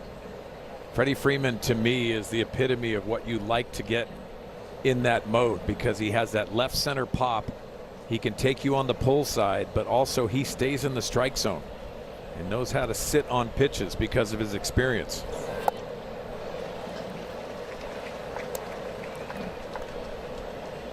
I mean, this sequence, an example of what we're talking about. First pitch, a fastball. Second pitch, a sinker. There's a sweeper. So nothing for the Rockies to sit on. And I'll use the example of Gastelum, the Cardinals' relief pitcher. They know his out pitch is the changeup, and they can wait on that. And if it's not thrown perfectly, you got problems. And another sweeper frustrates a good hitter. Goodman rolls back to the mound, and McGreevy's qualified for the win. 5 innings of 1-run ball. He's cooled off the Rockies to this point. Yep, just got back. Cardinals 3, Rockies 1. Let's add on in the 5th inning. Burleson, Walker, and Crooks coming up. Alec Burleson near the top of a very impressive list of big league sluggers. Yeah, this isn't really surprising because he see it and hit it, and this is the guy that you love to watch constructing a bat. And Burley hits it from his nose to his toes too when he is on fire. It's an impressive stat too, because Yordan Alvarez, to me, is arguably the most dangerous hitter in the game that's healthy.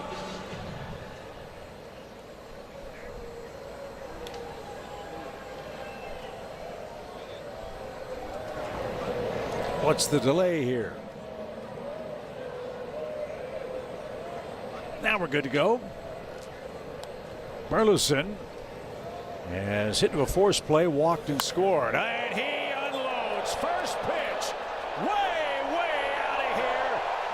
A long home run.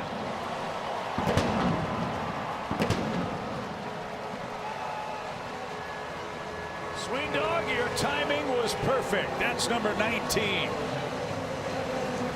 Well, it's about Burley, and he just surpassed Yordan Alvarez, 110 off the bat, so that hard hit rate goes up. This was an absolute beautiful swing by Alec Burleson.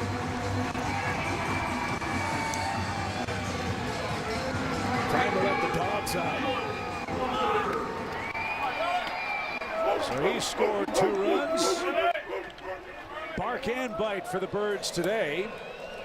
They extend their lead with Jordan Walker coming up. An RBI single for him. Burleson with that magnificent 3-homer game at Yankee Stadium. I didn't realize this until I read it today. Alec, only the 2nd visiting player to ever have a 3-homer game at either Yankee Stadium. Think about that. That's saying something. Walker challenged. The Cardinals down to 1 left. That will flip the script. 1 ball, 1 strike.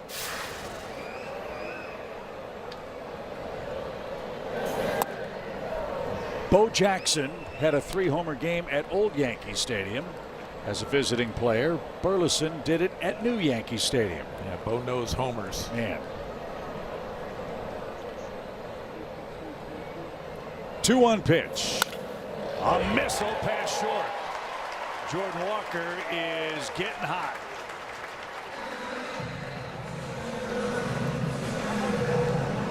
So let's take a peek at our BJC Healthcare difference maker. Well, he sat on a pitch and got it on that pull side.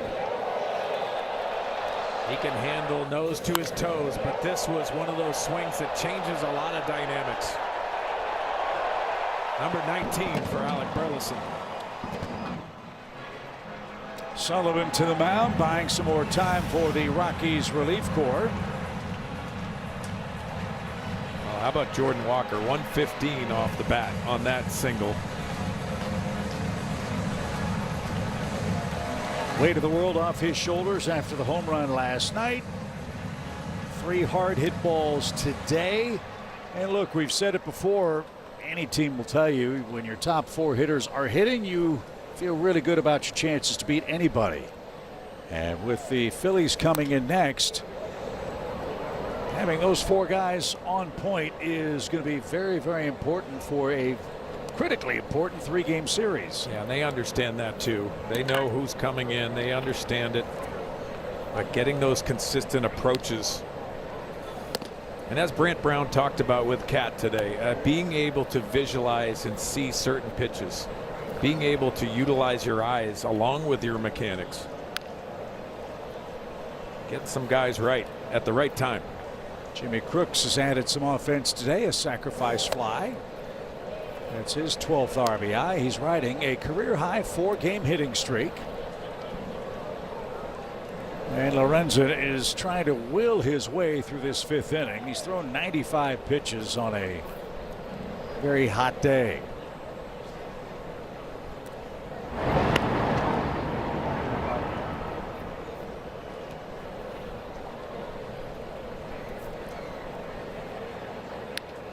Nationals beat the Reds today 7-3. The A's beating Boston 4-3 in the 9th. 2 streaks ended in Boston yesterday. The A's long losing streak and Boston's bid for a 10-game win streak. Tip, you wonder if this is his last hitter because the changeup's not even there. Ground ball to second. 1 there. And Crooks beats the Rap at first.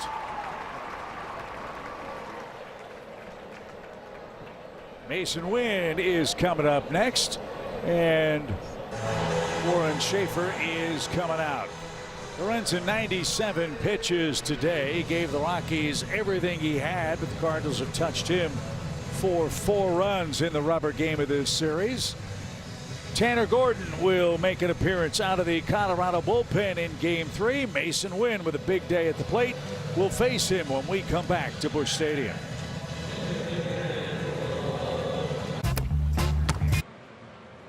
The telecast is presented by authority of the St. Louis Cardinals and may not be reproduced or retransmitted in any form.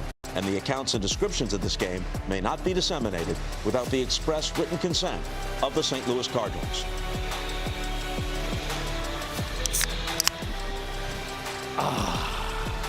As Harry used to say, how do they make them so cheap but taste so good? And they'll taste especially sweet after the Cardinals win this series. We hope 4-1 is your score. Tanner Gordon is on in relief to answer the Chevy call to the bullpen. And just for the record, that is not one of Anheuser-Busch's finest products that I opened. It's a Coke Zero. Yeah, that's your staple.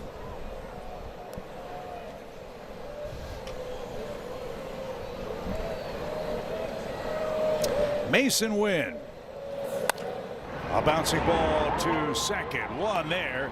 And Tovar's turn out in time. Look at Mason flying down the line. Cardinals beat the Rap twice at first. Let's see if the Rockies challenge this. A bang bang play. And they will take a look. And they're asking, which call do you want to challenge? The one at second or the one at first?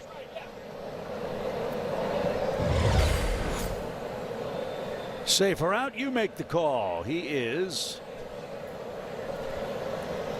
I think, going to be out. So the call will be on the play at first. Mason, mad that he hit it on the ground, was flying down the line, and Colorado might have gotten him by mere millimeters. After review, the call on the field is overturned. The runner is out.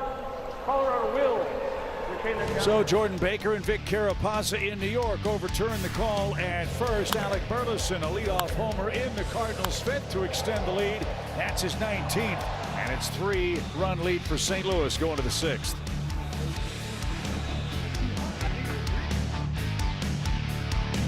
When you give someone your Well, Alec Burleson's let his hair down in Game 3, a long home run. That sets up another intriguing matchup for the Phillies. Alec Burleson versus Brandon Marsh. Oof. Some dressing in that salad. Marsh and the Phillies will be here after their series wraps up with Toronto. Let's see if McGreevy can get through 6. He's pitched well today. Scattered 6 hits. He's controlled McCarthy. He's controlled Carrig. He's controlled Rumfield. Mickey Moniak leads off and takes low. Justin Brule's getting ready in the Cardinals' pen.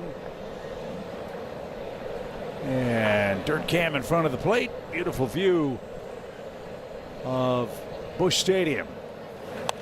Popped it up. Get away, Michael.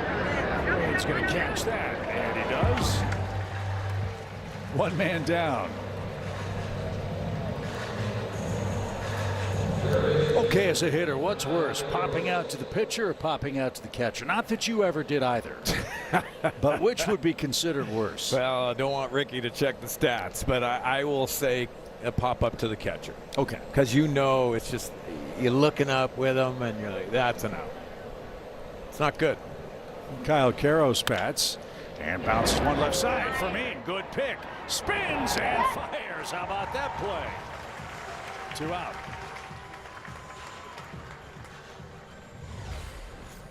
Watch Fermin go to his left. Playing that third sack, you have to have that range side to side, and he drops down Laredo style and gets the second out. Everybody remembers Joey Votto, the great Cincinnati Reds first baseman. As Willie Castro bats, bases empty in the 6th. We can have Ricky check this, but I remember reading late in his career, I don't think he had ever popped out on the infield. Think about that. How many trips to the plate he took. It's incredible. And it might have been in foul ground or something like that, but it was just one of those really weird, obscure stats. But the more you think about Votto's career, you can say, well, I can see that being true. Yeah, the ultimate patient hitter. He would draw walks, but also not extend himself out of the strike zone. So I can believe that. Line drive hitter.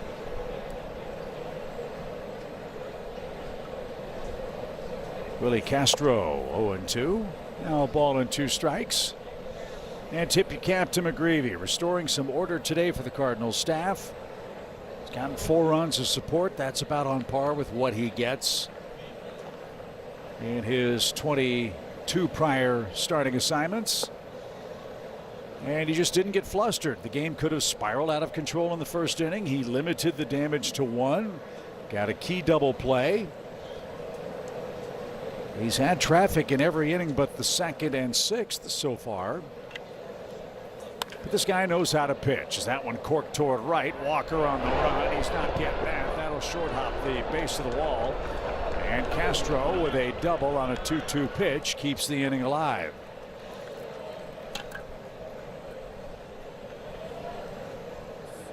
Let's see what Castro got to earn his 17th double. Well, our Chevy pitch tracks will show the location. Elevated, just trying to get that out and secure this 6-inning outing.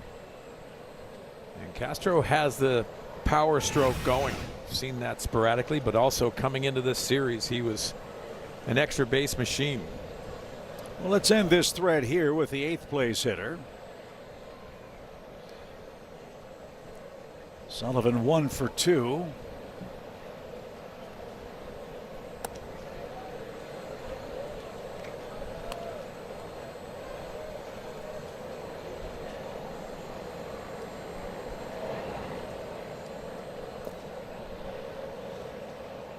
We've out-hit Colorado 8-7. And then after this series, assuming, well, either way, Let's think positively. When the Cardinals win this game and the series, we'll become huge Rockies fans. They go to Arizona. That's a club we're chasing in the playoff chase.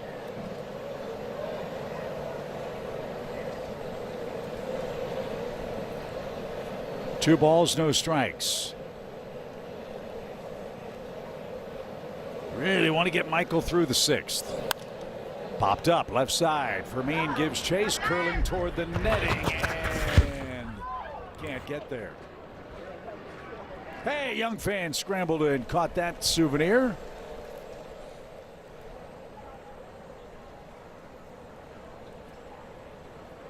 That young lady's from South City. And a fan for life now with a big league souvenir. That's a great day. So he's got him set up. What's your pitch choice here? 2-2. Well, he's been good with the cutter. Gets over the century mark on pitches right there. He'd like to secure this one. Probably his last hitter. But I like the cutter. He's had a good cutter here for this situation. It's the first time McGreevy's thrown 100 pitches in a game this season. And it'll take at least 101.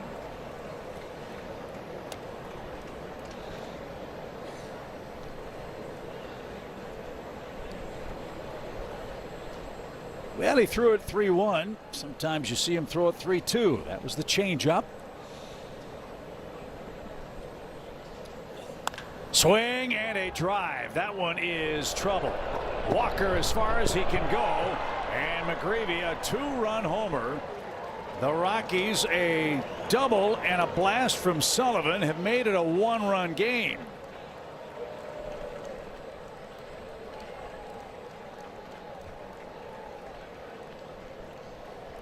Well, Chip, back-to-back hitters where he got into that position where he had to throw a strike.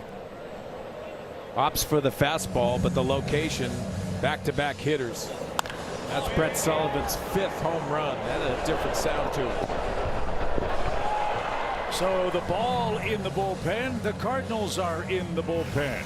5 2/3 for McGreevy, but all of a sudden the game is very close. 4-3 is your score. Seems you've been using your discovery. Colorado with a 2-out rally in the 6th inning. 2 extra base hits capped by a Brett Sullivan homer. It's now a 4-3 game, and Justin Brule, the first Cardinal to answer the Chevy call to the bullpen. Working his 52nd game and the second in this series. He pitched in the first game, a Cardinal victory.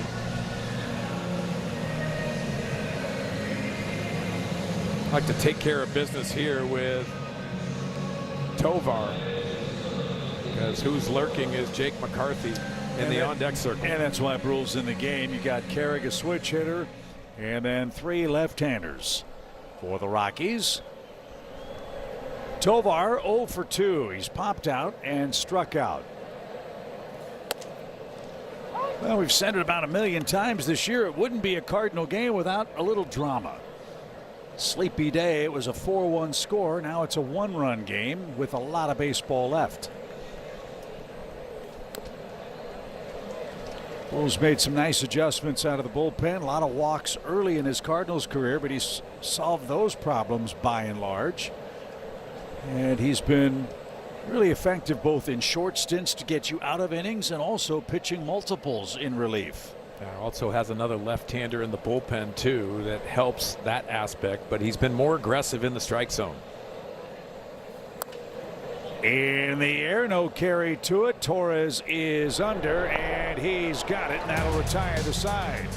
Micah McGreevy in line for his 5th win. Colorado's made it close. It's 4-3 in the 6th.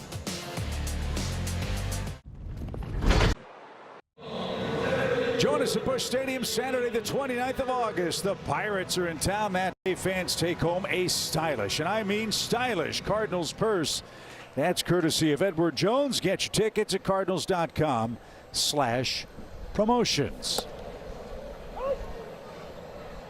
Well, we got to add on here. It's a 4-3 score now. In the Cardinals' 6th, Church, Fermin, and Torres. Gordon got a double play to get Colorado out of the 5th inning. Cardinals scored a run in the 1st, 2 in the 3rd, 1 in the 5th on an Alec Burleson homer. That's the difference in the game.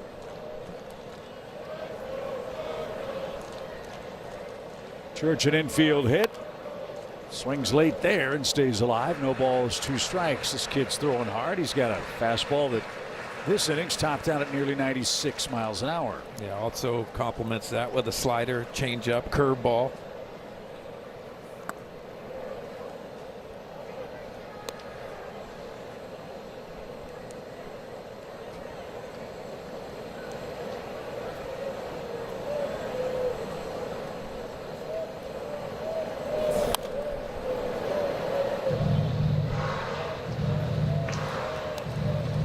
Tanner Gordon from Champaign, Illinois. College ball for John A. Logan College, and then Indiana. Was originally a Braves draft pick back in 2019.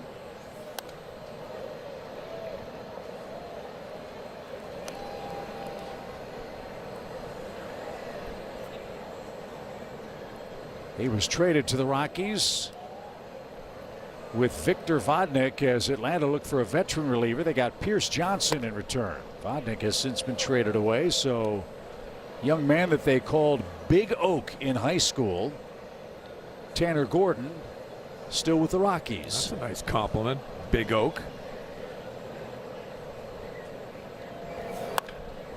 Lifted to center. And Carrick, battling the sun, is going to play that to the side and takes care of Church. 1 man out. Here's Firmino for 2. Let's check it again with Jim Hayes.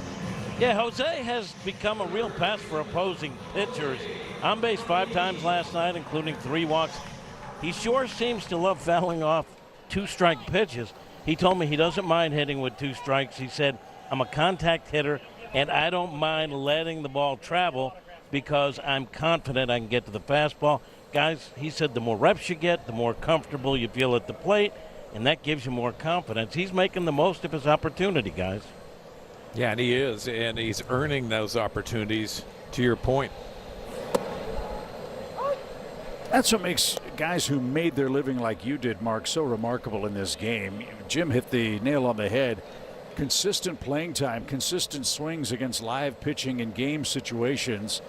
That's an entirely different animal than trying to stay fresh in the 9th inning against guys throwing 100 miles an hour with the game on the line once or twice a week. Yes, you're so reliant on your reps and your routine. That's so important. In this day and age, there's so many different devices that you can use. And when you're at home, you can actually simulate a lot of the relievers, pitchers you're going to be able to face. And that's a nice tribute, but still not getting the consistent playing time. You have to be very diligent about your routine.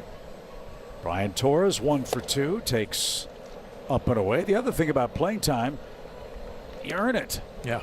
I mean, when you get a chance to play, you do something good. Well, that opens your manager and coaching staff's eyes, and they say, well, let's see if he can do it again. And Fermin's done that in a number of ways. We've seen offensively in this series. We've seen him make 2 really good defensive plays today. Yeah, and I think being around Ollie and his staff, I think they encourage that, and they honor when you're playing consistent baseball and you're playing winning baseball. This kid's got a good fastball. That one well placed. 1 ball, 2 strikes. Figure Brule will come back for the 7th inning. First 5 batters can hit from the left side.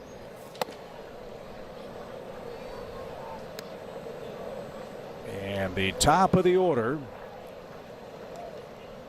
And that man, Jake McCarthy, is going to lead off in a 1-run game to this point. 4-3 your score. And a swing and a miss. Gordon's come in. He's putting up zeros. Cardinals 4, Colorado 3. Let's see if we can get that guy out again in game 3. Listen.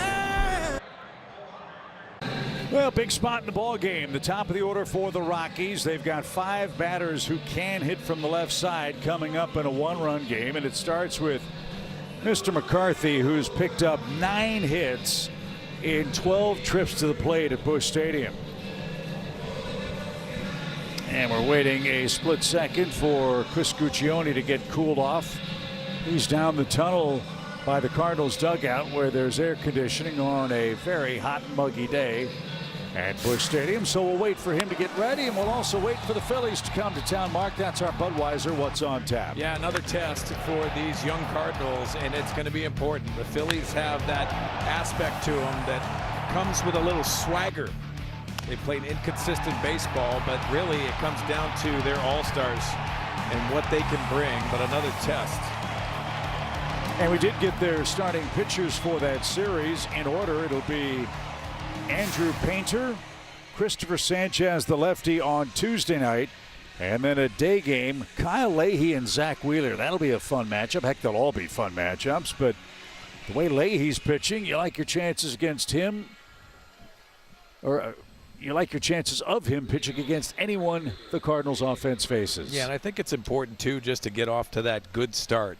Andrew Painter was starting at the big league level and then went down to AAA to navigate some of the things that they wanted him to do. But one of those top prospects they've been waiting for a long time. McCarthy, a little roller to first. Thank you very much. Okay, there's one sigh of relief. And the crowd in St. Louis wants to give Brule a standing ovation. Yeah, throw that ball out. Save it.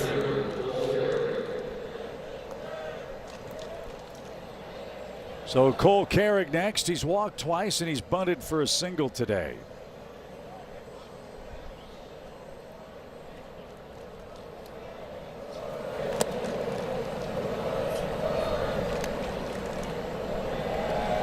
Tarps off crew. Hanging tough on a hot sunny day in right.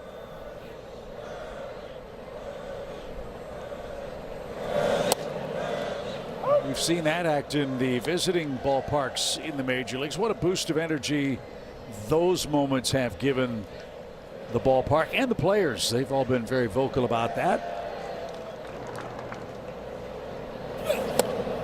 Carrick didn't get it. Sinker, 1 ball, 2 strikes. Yeah, he felt it in the 9th inning last night. It was Cardinals didn't come all the way back, but that energy has a lot to do with what you bring to the table. I know these young players for the Cardinals enjoy that. They salute those guys.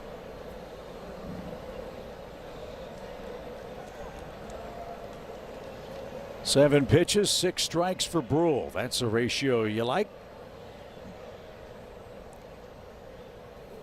And a swing and a miss. Cole, it's Sunday. Don't do that again. 2 outs. Space is empty. Well, Justin Brule has had a good feel for that sweeper. Gives different locations, down and in, getting Carrick from the right side. So Rumfield is next. 0 for 3 is he. Let's not tempt fate with this guy.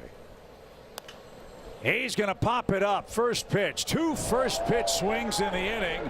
And Walker is there. And that sends us to the stretch. Boy, 4 huge outs picked up by Mr. Brule. Cardinals still lead the Rockies. Taco Bell's.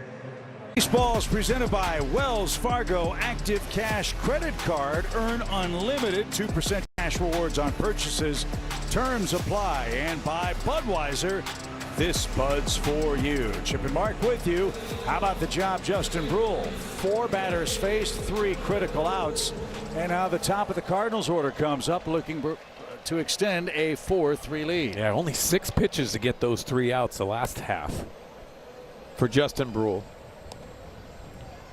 Nice day for weather. Holtby's reached base twice, both on walks, and he scored a first inning run to tie the game. Paid crowd today, 25,589. They are sun splashed today.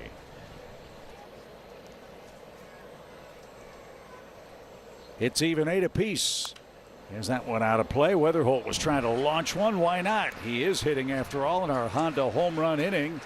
If he or another Cardinal can hit one over the boards at Busch, your Gateway Honda dealers will donate $1,000 to the Make-A-Wish Foundation. We need a separator here. Pop fly out of play left side. 1 ball, 2 strikes. There's your home run counter. Let's make it 122.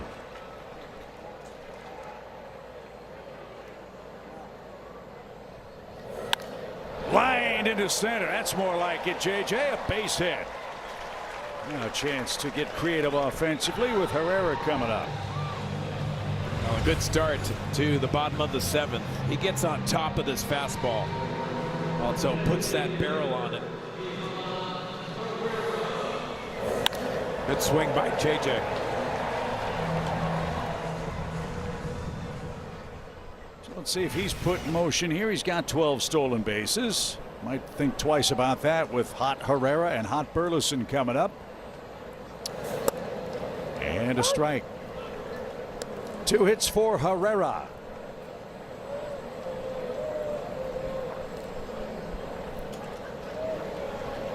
This kid was born to hit. 22 extra base hits as a Cardinals designated hitter.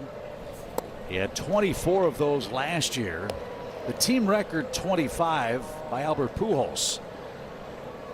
So you figure Herrera's going to fly by both of those tallies with a lot of baseball left. And he is getting hot.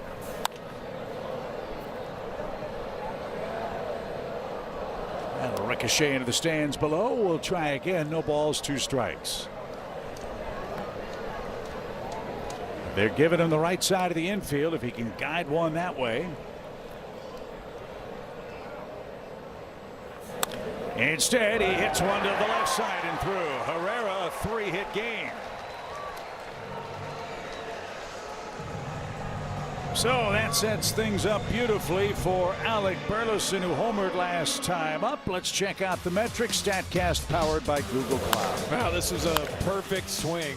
You could see the exit velocity 110 off the bat, but this is Burley being Burley on the pull side. And that right center was very inviting for Burley. 7th 3-hit game for Herrera. First and second, nobody out. At the very least, move those runners up.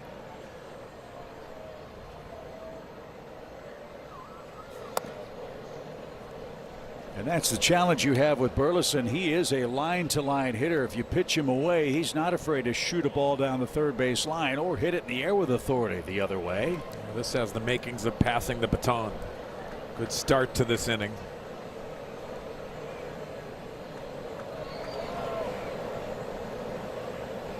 Jordan Walker next. He's got 2 singles today. Just about everything off Jordan's bat of late. 100 miles an hour or more off the bat. Pitch. Lifted in the air to shallow left center. That's not going to advance the runners. Who wants it? It'll be Carrig. Burley is out number 1. He'll be mad about that. First and second, 1 away. Here is Jordan. 2 singles, 1 in the first for an RBI and 1 in the 5th.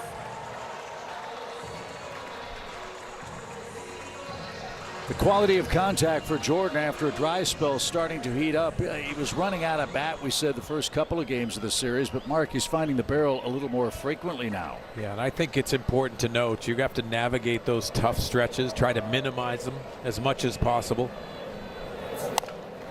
Little squibber hit to the right side.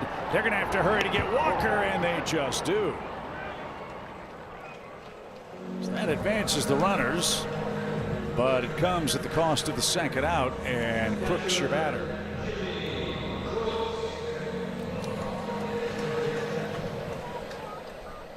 Nice job there by Herrera to pause for just a second. He was hoping to get Castro to pause for a second, knowing Jordan can fly. But the Rockies were wise to that. Now a meeting on the mound with 2 on, 2 outs in a 1-run game in the 7th. And we step aside for a quick word from BJC Healthcare.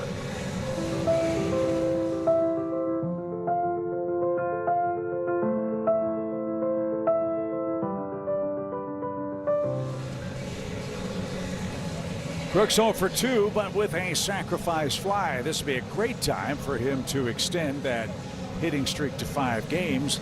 I would imagine the conversation is Crooks has had trouble with the changeup today. Will Gordon dare to throw him that with runners second and third, 2 out? Yeah, Tanner Gordon throws that changeup 21% of the time, so most likely you're going to get one of those. Still have to honor the fastball. Being able to see that maybe in that left center gap and take that changeup on the pull side. George Soriano getting ready in the Cardinals bullpen. Looks like he'll come in the 8th.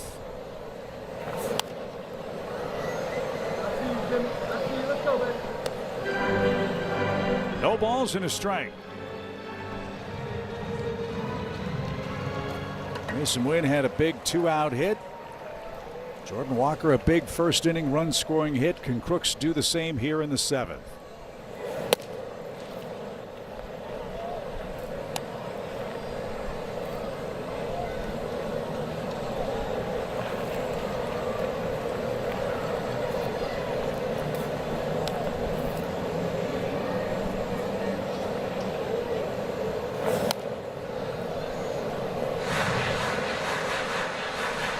He's got a battle on his hands. Everything hard in this sequence. Maybe Gordon's got the changeup set up with 2 strikes. Carroll's way off the line at third. Weatherholt at third. Herrera second.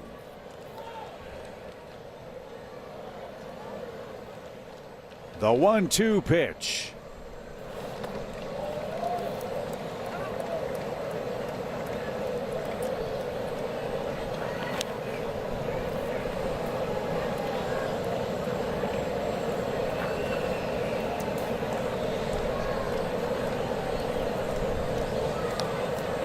Now it's 2-2.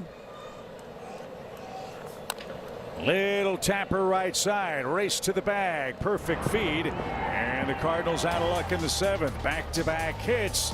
Can't advance or score. An important insurance run. And game 3 goes to the 8th.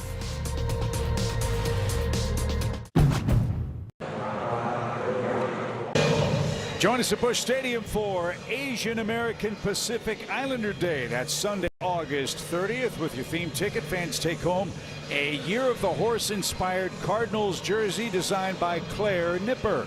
Get your tickets at cardinals.com/theme. That's a great looking shirt. That's a great looking couple. And a nice score, 4-3 St. Louis. As we head to the 8th. George Soriano next to answer our Chevy call to the bullpen. Oh, he's used twice in the New York series against the Yankees. Driven toward left. That is trouble. That ball is gone. Hunter Goodman with 1 swing has tied the game. His 34th homer.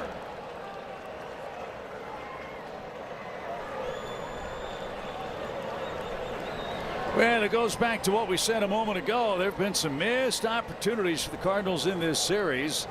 And Soriano serves up a long homer into the second deck. 4-4 game. Well, they tempered Hunter Goodman's home run swing until this point. This is off the plate, but on that pull side, you know he has one single thought, and he got it done into Big Mac land. So Soriano's had some troubles. He's blown 3 saves in his last 4 appearances. So we start a new 4-4 game. And Mickey Moniak takes a strike. Again, Colorado 0-22-2 in series in which they lose the first game of a matchup. They've battled back on the road to tie us up. They've scored the last 3 runs of the game on homers. A Brett Sullivan homer in the 6th and a Goodman homer in the 8th, which takes away McGreevy's chance to win it.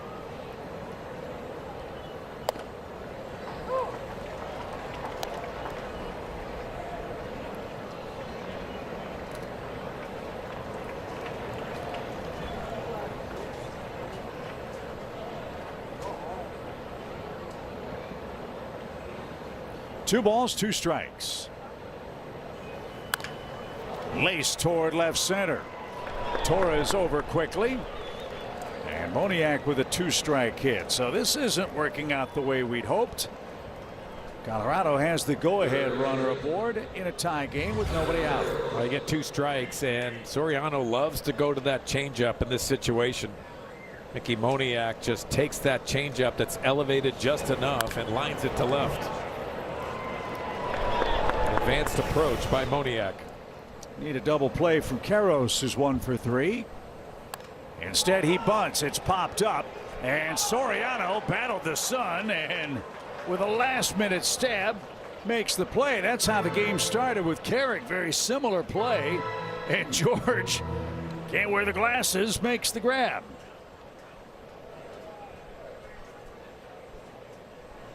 Yeah, just not the thought that you want. Coming off and fielding your position, looking up and seeing that big sun right there. It finds the glove.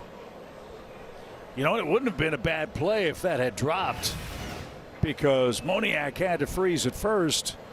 I don't think Karros took off for first. You might have been able to get a double play out of that. That would have got interesting.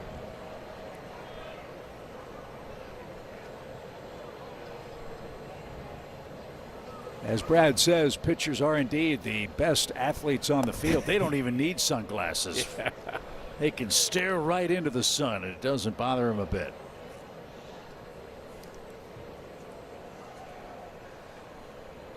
Castro, your batter. He doubled and scored ahead of the Sullivan homer. And that one back to the netting. 1 ball, 2 strikes. And the Rockies, there's nothing wrong with their offense. They are 2nd in extra base hits, 3rd in slugging, 4th in average, 7th in runs scored. And they have come to St. Louis and put together 3 pretty impressive offensive games. Colorado's had double-digit hits in all 3 games in this series. Yeah, their offensive profile has definitely changed. I think the Cardinals have kept them in these ball games a little too much. Little chopper towards second. Weatherholt. Wow. Read that one well. That was not an easy choice, but it was the right one. Runner to second. A big second out. Well, we've been blessed to see J.J. Weatherholt field his position. This is a play that is really difficult to make. That bounding ball, but he aggressively comes and gets it on the short hop. You let this ball play you, I think it's 1st and 2nd, maybe 1st and 3rd in a tough situation. Sullivan 2 hits. Is down a strike. In the Cardinals' 8th, Wynn, Church, Fermin scheduled for the Cardinals. Nobody up in the Colorado pen. Rockies tie it on a Hunter Goodman home run into Big Mac land. Swing and a miss, 0-2. Now, good change up there, good location, being able to get into that pitcher's count. Now trying to put him away. Sullivan has been clutch, as you saw the numbers, with runners in scoring position.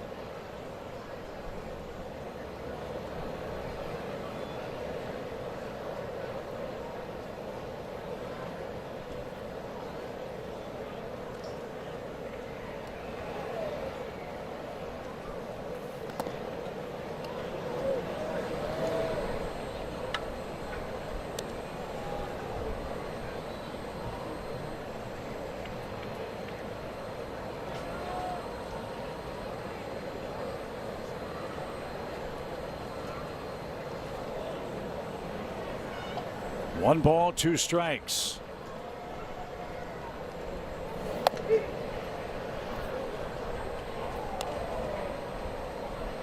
Sullivan's a well-traveled player. Big league time with the Padres, Pirates, now the Rockies. The 2-2. No swing, full count. Soriano's tried everything. The elevated fastball, the changeups. As the 9th place hitter, Tovar in the on-deck circle with the base open. Full count pitch. The inning continues. 2 aboard. 2 outs, and it is Tovar who's 0 for 3 today.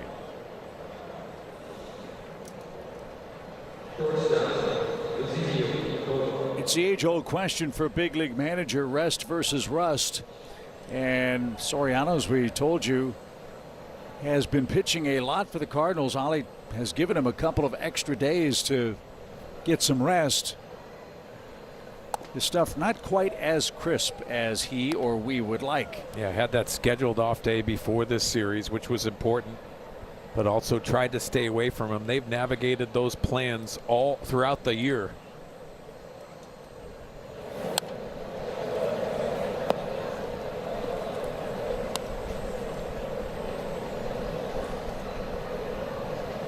Well, you have options for Tovar because he'll get out of the strike zone just a little bit more. Gets behind the count, 167 batting average.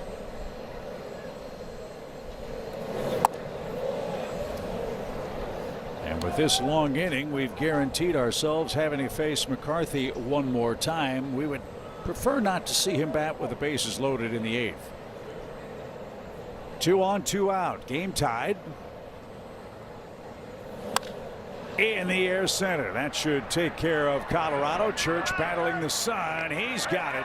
And that'll retire the side. Goodman with his 34th homer. That's the new National League leader. 4-4 your score as he went deep into big backland in Game 3. With the Ford Bronco. That's the beautiful St. Louis Zoo at Forest Park, where the giraffes are having lunch. Well, good on them. I love going to the zoo. You go there a lot? I haven't been to the zoo in a while. It is the best zoo in the country, we are told. St. Louis Zoo, San Diego Zoo. And it's free to the public. That's the best part. Great way to spend the day after Cardinals win, of course, which we hope will be in the offing today. Need to push across a run. Tied at 4. Gordon's been impressive following Lorenzen. Mason's going to challenge here. The Cardinals have 1 left. Batter's challenging. And I think Mason's going to be incorrect here, and we'll be out of challenges. It is a strike. So no challenges left for the Cardinals the rest of the way in a tie game.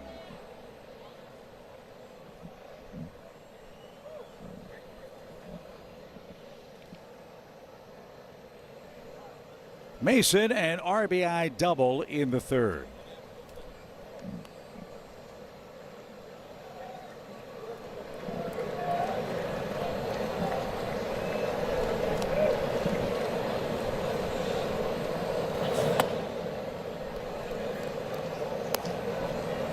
Mashinsky, the left-hander, is getting up again. That's for Torres and Weatherholt. If the lineup card gets that far, if the Cardinals score here, you've got Riley O'Brien playing catch. If not, you might see Soriano, but we'll see. 2-1 count. Now 2-2. Cardinals have left 7 men on base in the game. 4 in scoring position.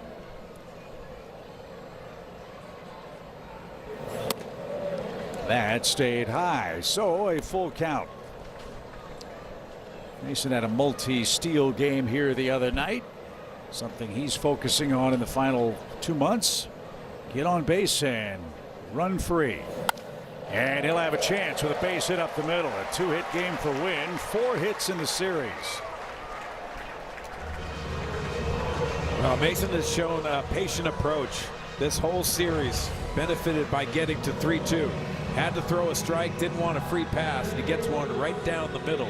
Just like Mark, how he's using the big part of the field. He's not trying to pull everything. He's more than happy to take his shots when he's ahead in the count, but he's really tried to hit the ball to right and right back up the middle. Yeah, setting up interesting aspect here. Probably Nathan Church laying down a bunt in this situation.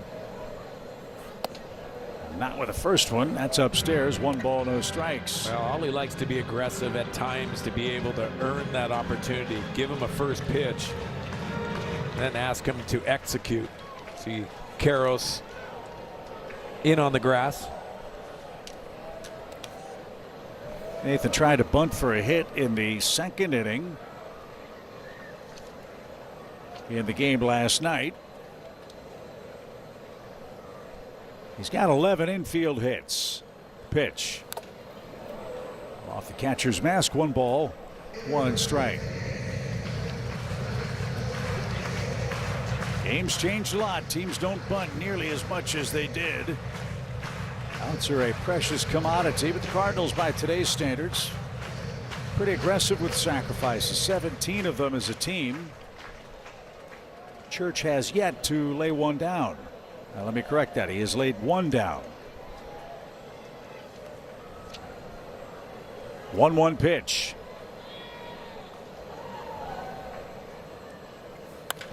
Laced into left. That's down for a base hit.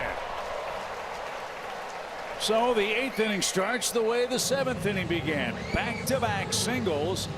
Now you've got Fermin up. He can handle the bat. Let's see if he thinks about a bunt. Well, that's what you want to do. You want to earn those stripes in situations, and being able to go the other way is Nathan Church.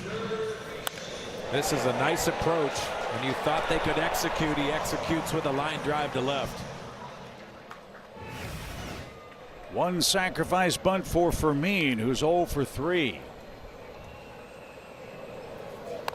Lays that one down, and it is perfect. Throw to first is in time, and the Cardinals have it set up.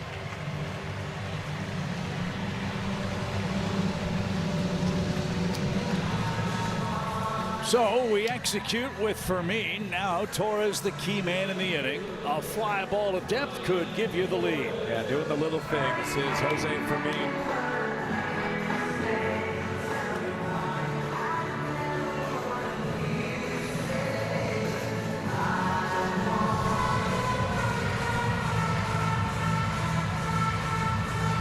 Colorado wants to talk this over. You've got Torres, then Weatherholt. You've got Mashinsky, the left-hander, getting set in the bullpen.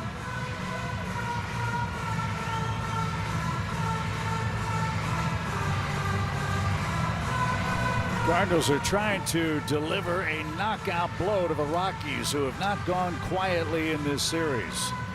Another potential 1-run game for the Cardinals, who played 36 of them this season and have won 20. Warren Schaefer has decisions to make. 4 guys on the bench for Ollie. He chooses to pitch with the right-hander and stay with the right-hander against Torres. Remember, Brian Torres in the first game had one of those 2 sacrifice flies. Doing little things. He would love to have that. Took a curveball to left field in that situation. So you hope to get a good one to hit. Just put it in play in the air in the outfield if you can.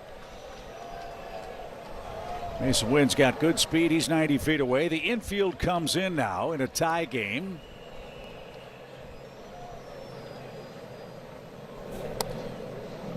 And there's the changeup. They've stayed away from Torres today. They haven't really gotten into that pull spot. But you see Tanner Gordon, he prefers to use that arm side of the plate.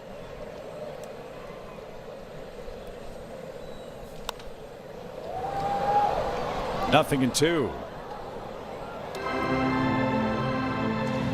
Well, I'm guessing here, if you're Colorado, 2 ways to look at it. If you get Torres, you can go get Mashinsky for Weatherholt. We'll see how it plays out. Got to protect the plate here. 0-2. And he can. 3 pitches, and Torres is struck out.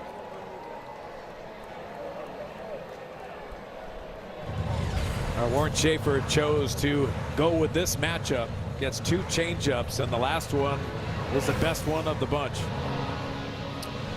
Nice job by Gordon. 3 1/3 innings of shutout baseball, and now it's lefty-lefty with Weatherholt for the Cardinals. 2 on again, this time in the 8th inning, but we're still tied. It's Toyota's National. Well, J.J. Weatherholt, the man of the hour for the Cardinals. Let's see what he can do. Lefty. He's done a lot of damage. 37 hits this year against left-handed pitching. We need one here if we're to break a 4-4 tie. Second game in a row for Mrzinski. And J.J. coming off a line drive single. He's been on base 3 times today. 2 walks and a 7th inning single. Weatherholt 2 hits in the series. Swing and a fly ball hammered center. Carrick going back, still going. He can't get it. 2 runs will score. Weatherholt around second. On his way to third. The kid comes through. Wow.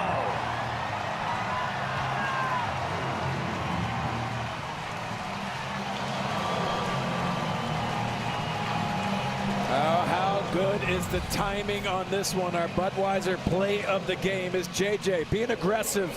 This is a mistake by the left-hander. It's that different sound, and getting over Carrick crashes into the wall, and 2-out triple for JJ Weatherholt. His first triple. Well, no, they score that a double and an error. I don't know how that's an error. That's an absolute bullet off the wall. Did he touch the ball? No, you don't happen. When he went to pick it up, he juggled and dropped it. So that's the error. That's the right scoring play. Carrick, a great effort, overran it. Picked it up barehanded, and there's the fumble. No matter how you score, though, the Cardinals, a big sigh of relief, have the lead 6-4.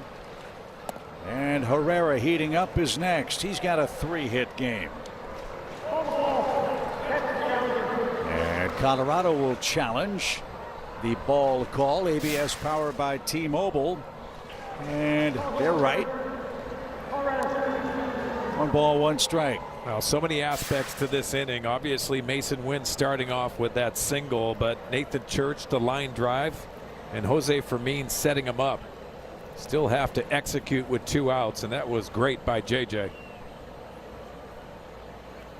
So as we said, he has more than held his own against left-handed pitching.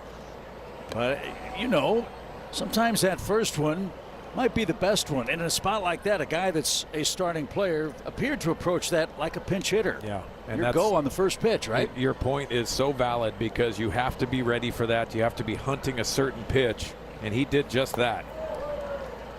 Nice to see him with a multi-hit game, too. It's been a struggle. He has the 2 walks, but also the 2 hits today. So Wynn scores, Church scores, and the Cardinals cash in back-to-back hits to lead at 6-4. This game has not been easy.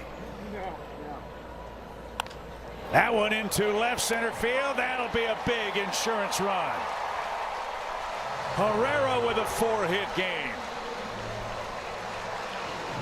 And boy, Weatherholt's going to get the high fives when he gets to the dugout. The biggest blow of the game, and Herrera adds to the lead at 7-4. Well, we heard Jimmy the Cat's comments about Herrera and what he has done. It's also the extra base hits, but that's a big single, just an add-on run for the Cardinals. His second 4-hit game of the year, 24th multi-hit game for Ivan. And Burleson on the ground to second. That will retire the side. The Cardinals with 2 outs get a huge double to center. Herrera adds insult to injury, and Riley O'Brien on to protect a 3-run lead in the 9th inning. Entering the game, the Pittsburgh Cardinals, number 61, Riley. Ricky Horton, Scott Warman with you from our Ballpark Village studios. Coming up after the game, we have Cardinals postgame presented by Car Shield, and the rookie comes through big, huh? Clutch at bat, big at bat for J.J. Weatherholt. A great day for him. You still have those tough 3 outs in the 9th inning, though. Riley O'Brien in for the save. Chip, Ricky's ready to go home, so you got to hold him. I will do my best. Thank you. But if the Cardinals are relying on me, they have a centipede's chance of completing a marathon. Yes, well played. O'Brien protects a 3-run lead. He's got the top of the order: McCarthy, Carrick, and Rumfield. McCarthy has had a great series. 9 hits. But the Cardinals got him in the 5th and got him in the 7th. He's up in the 9th. In a 3-run game. Lace to left. Pereira just checked in. And O'Brien gets McCarthy. Well, we've cooled him off. Yeah. He's freezing. Wow. He's going to get on the plane and ask to stay. Well, take some of that punishment out on the Diamondbacks as O'Brien looks for save number 29 today. 1 out. Cole Carrig is next. He's trying to, Riley O'Brien, tie Mason Miller in saves. Tip of the cap to our great camera crew today at Busch Stadium. They are working in oppressive heat and humidity. Great pictures as always. We are so thankful for their hard work. The best camera crew in Major League Baseball. And hope you've enjoyed their work. The pictures of a 7-4 Cardinal lead. Tip of the cap too to Chris Guccione, the home plate umpire. Yeah. He has had a great day today. So thanks, gents. Get some rest for the Phillies. We'll be here tomorrow night.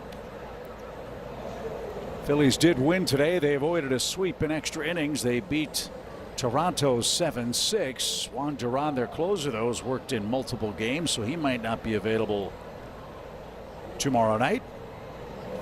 We'll see how it plays out. JJ to his right. Backhand. Throws across the body and the stretch. Good play. 2 outs.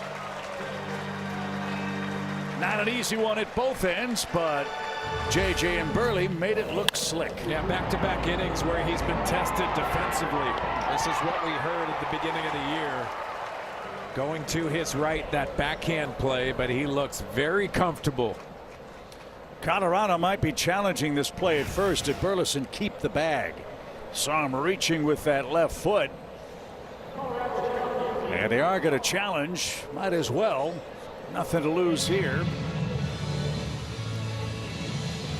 Rockies need base runners. Let's take another look at the dance around the first base bag. Now he had to navigate that throw where it came up the line, but watch that left foot.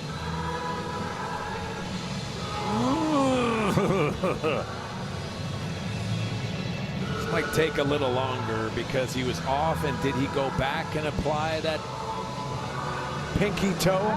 It's gonna be pretty close. So they confirmed the call. He's out. So a no harm challenge for Colorado. And see, JJ, I'm sorry. One more man to get. It's TJ Rumfield. This young man's got a very exciting future for the Rockies. He's had a good series. 5 hits, none today.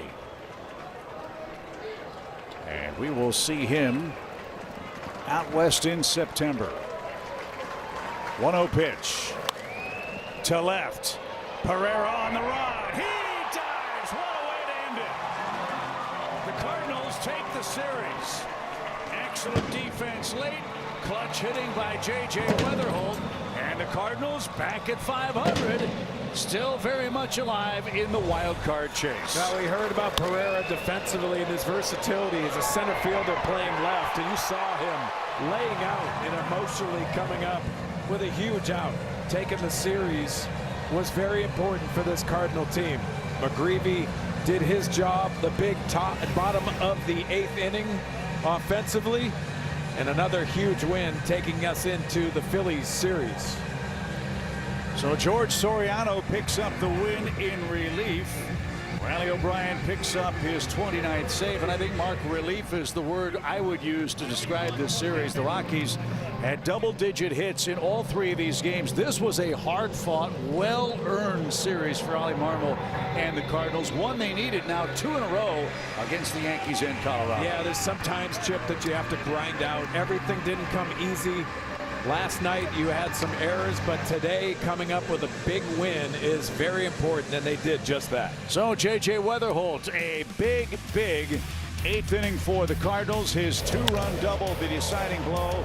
He had a multi-hit game today for the Cardinals, and he is set to stand by with Jim Hayes for our Star of the Game interview as the Cardinals take 2 out of 3 from Colorado. Today's final 7-4. Jimmy, take it away. Yeah, 2-run double in the 8th by J.J. Weatherholt. J.J., they bring in the lefty to face you. First pitch you see, fastball, you crush it to center. Take me through what you're thinking going into that at-bat.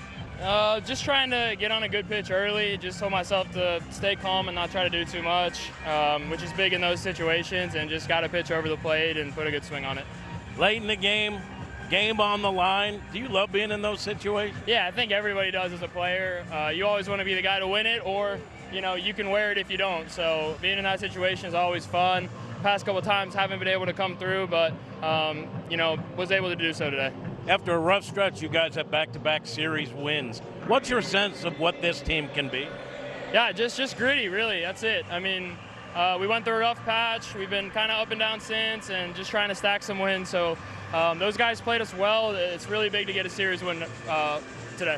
Last thing, McGreevy, pitching in really hot weather, battled through 5 2/3. What'd you think of him? Yeah, just a great job by him. It's exactly what we needed.